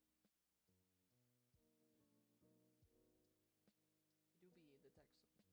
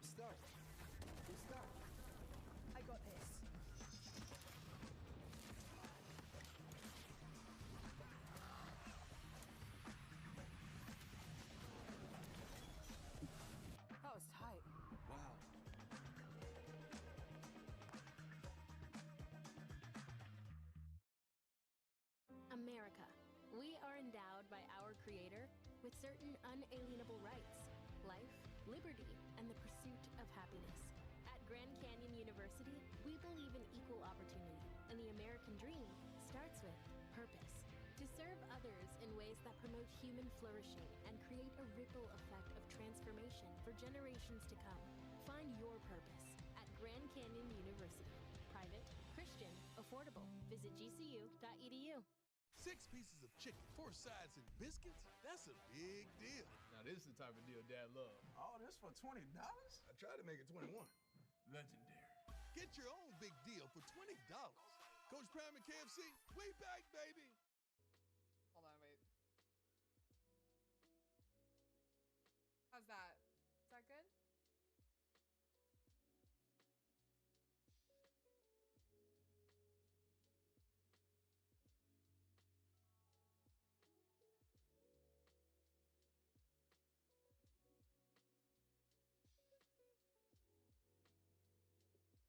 Oh, and I was saying it was beautiful.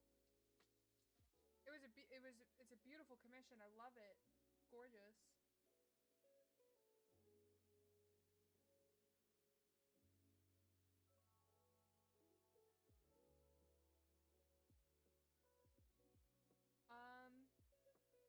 So the reason you might not be able to join the Discord is probably, do you guys have we had to up the security on Discord because I recently got like raided. If you guys have a verified phone number with your account. So I think that was one of the precautions we had to put in on it.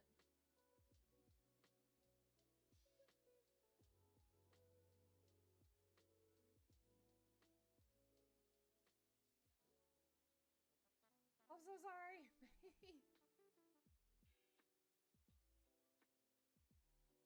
Little lighter and then I think it will be good. All right. Something like this?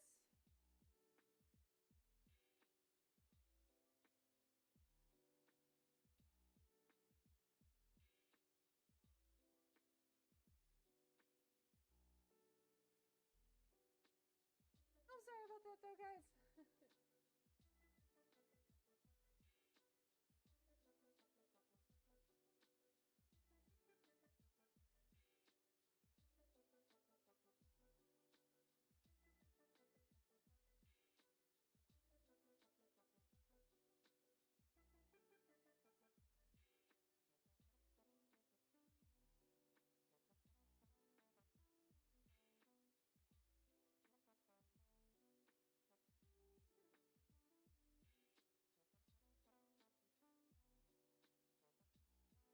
Thanks, monster.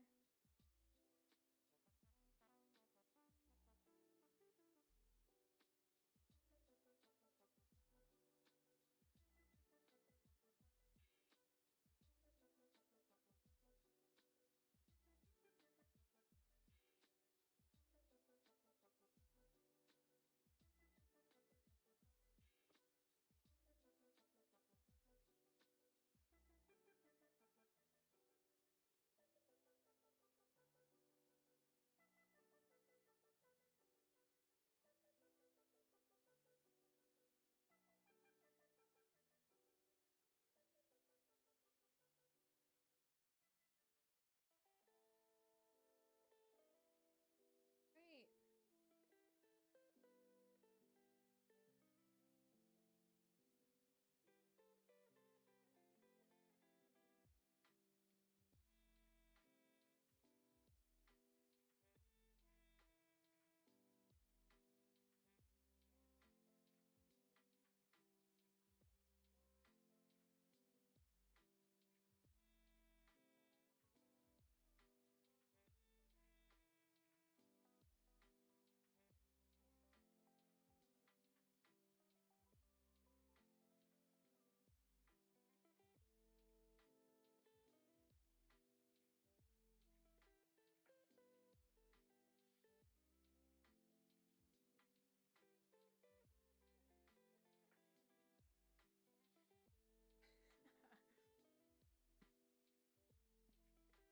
That's so hard. There's so much to ask. Not at all. Here, let me, let's see. Maybe there's like...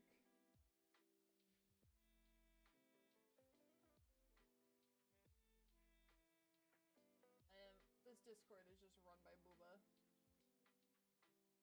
It is the forbidden Discord.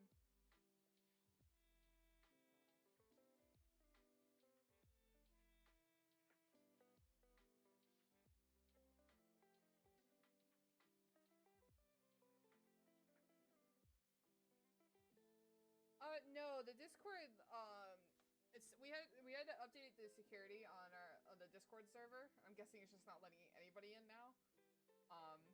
From the last spam raid we got. So we're trying to figure it out.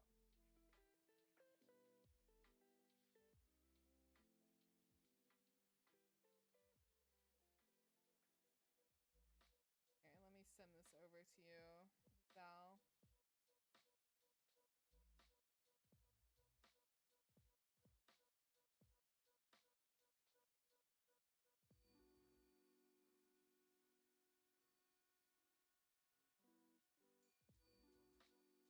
Oh, it probably is Noxy, honestly.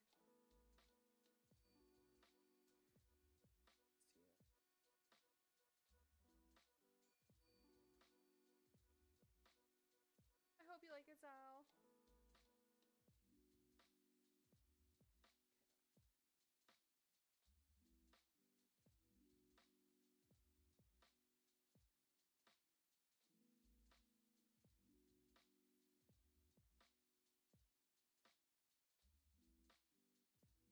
Yay, I'm so glad. Oh god, you love it. Right.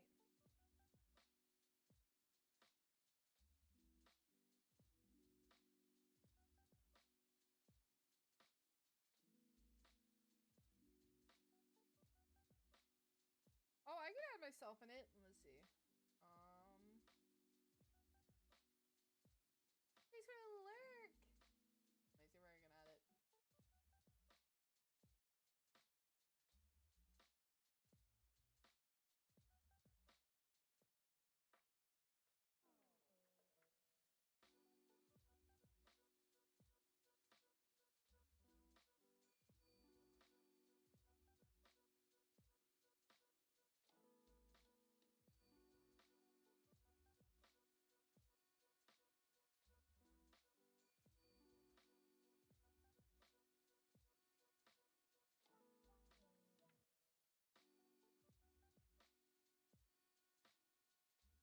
Oh god, what do I look like?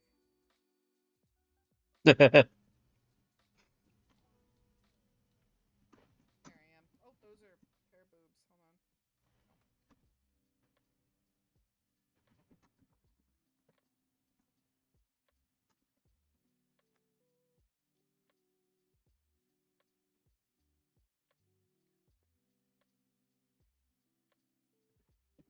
Hold on. Here, hold on. Hold on, I got an idea.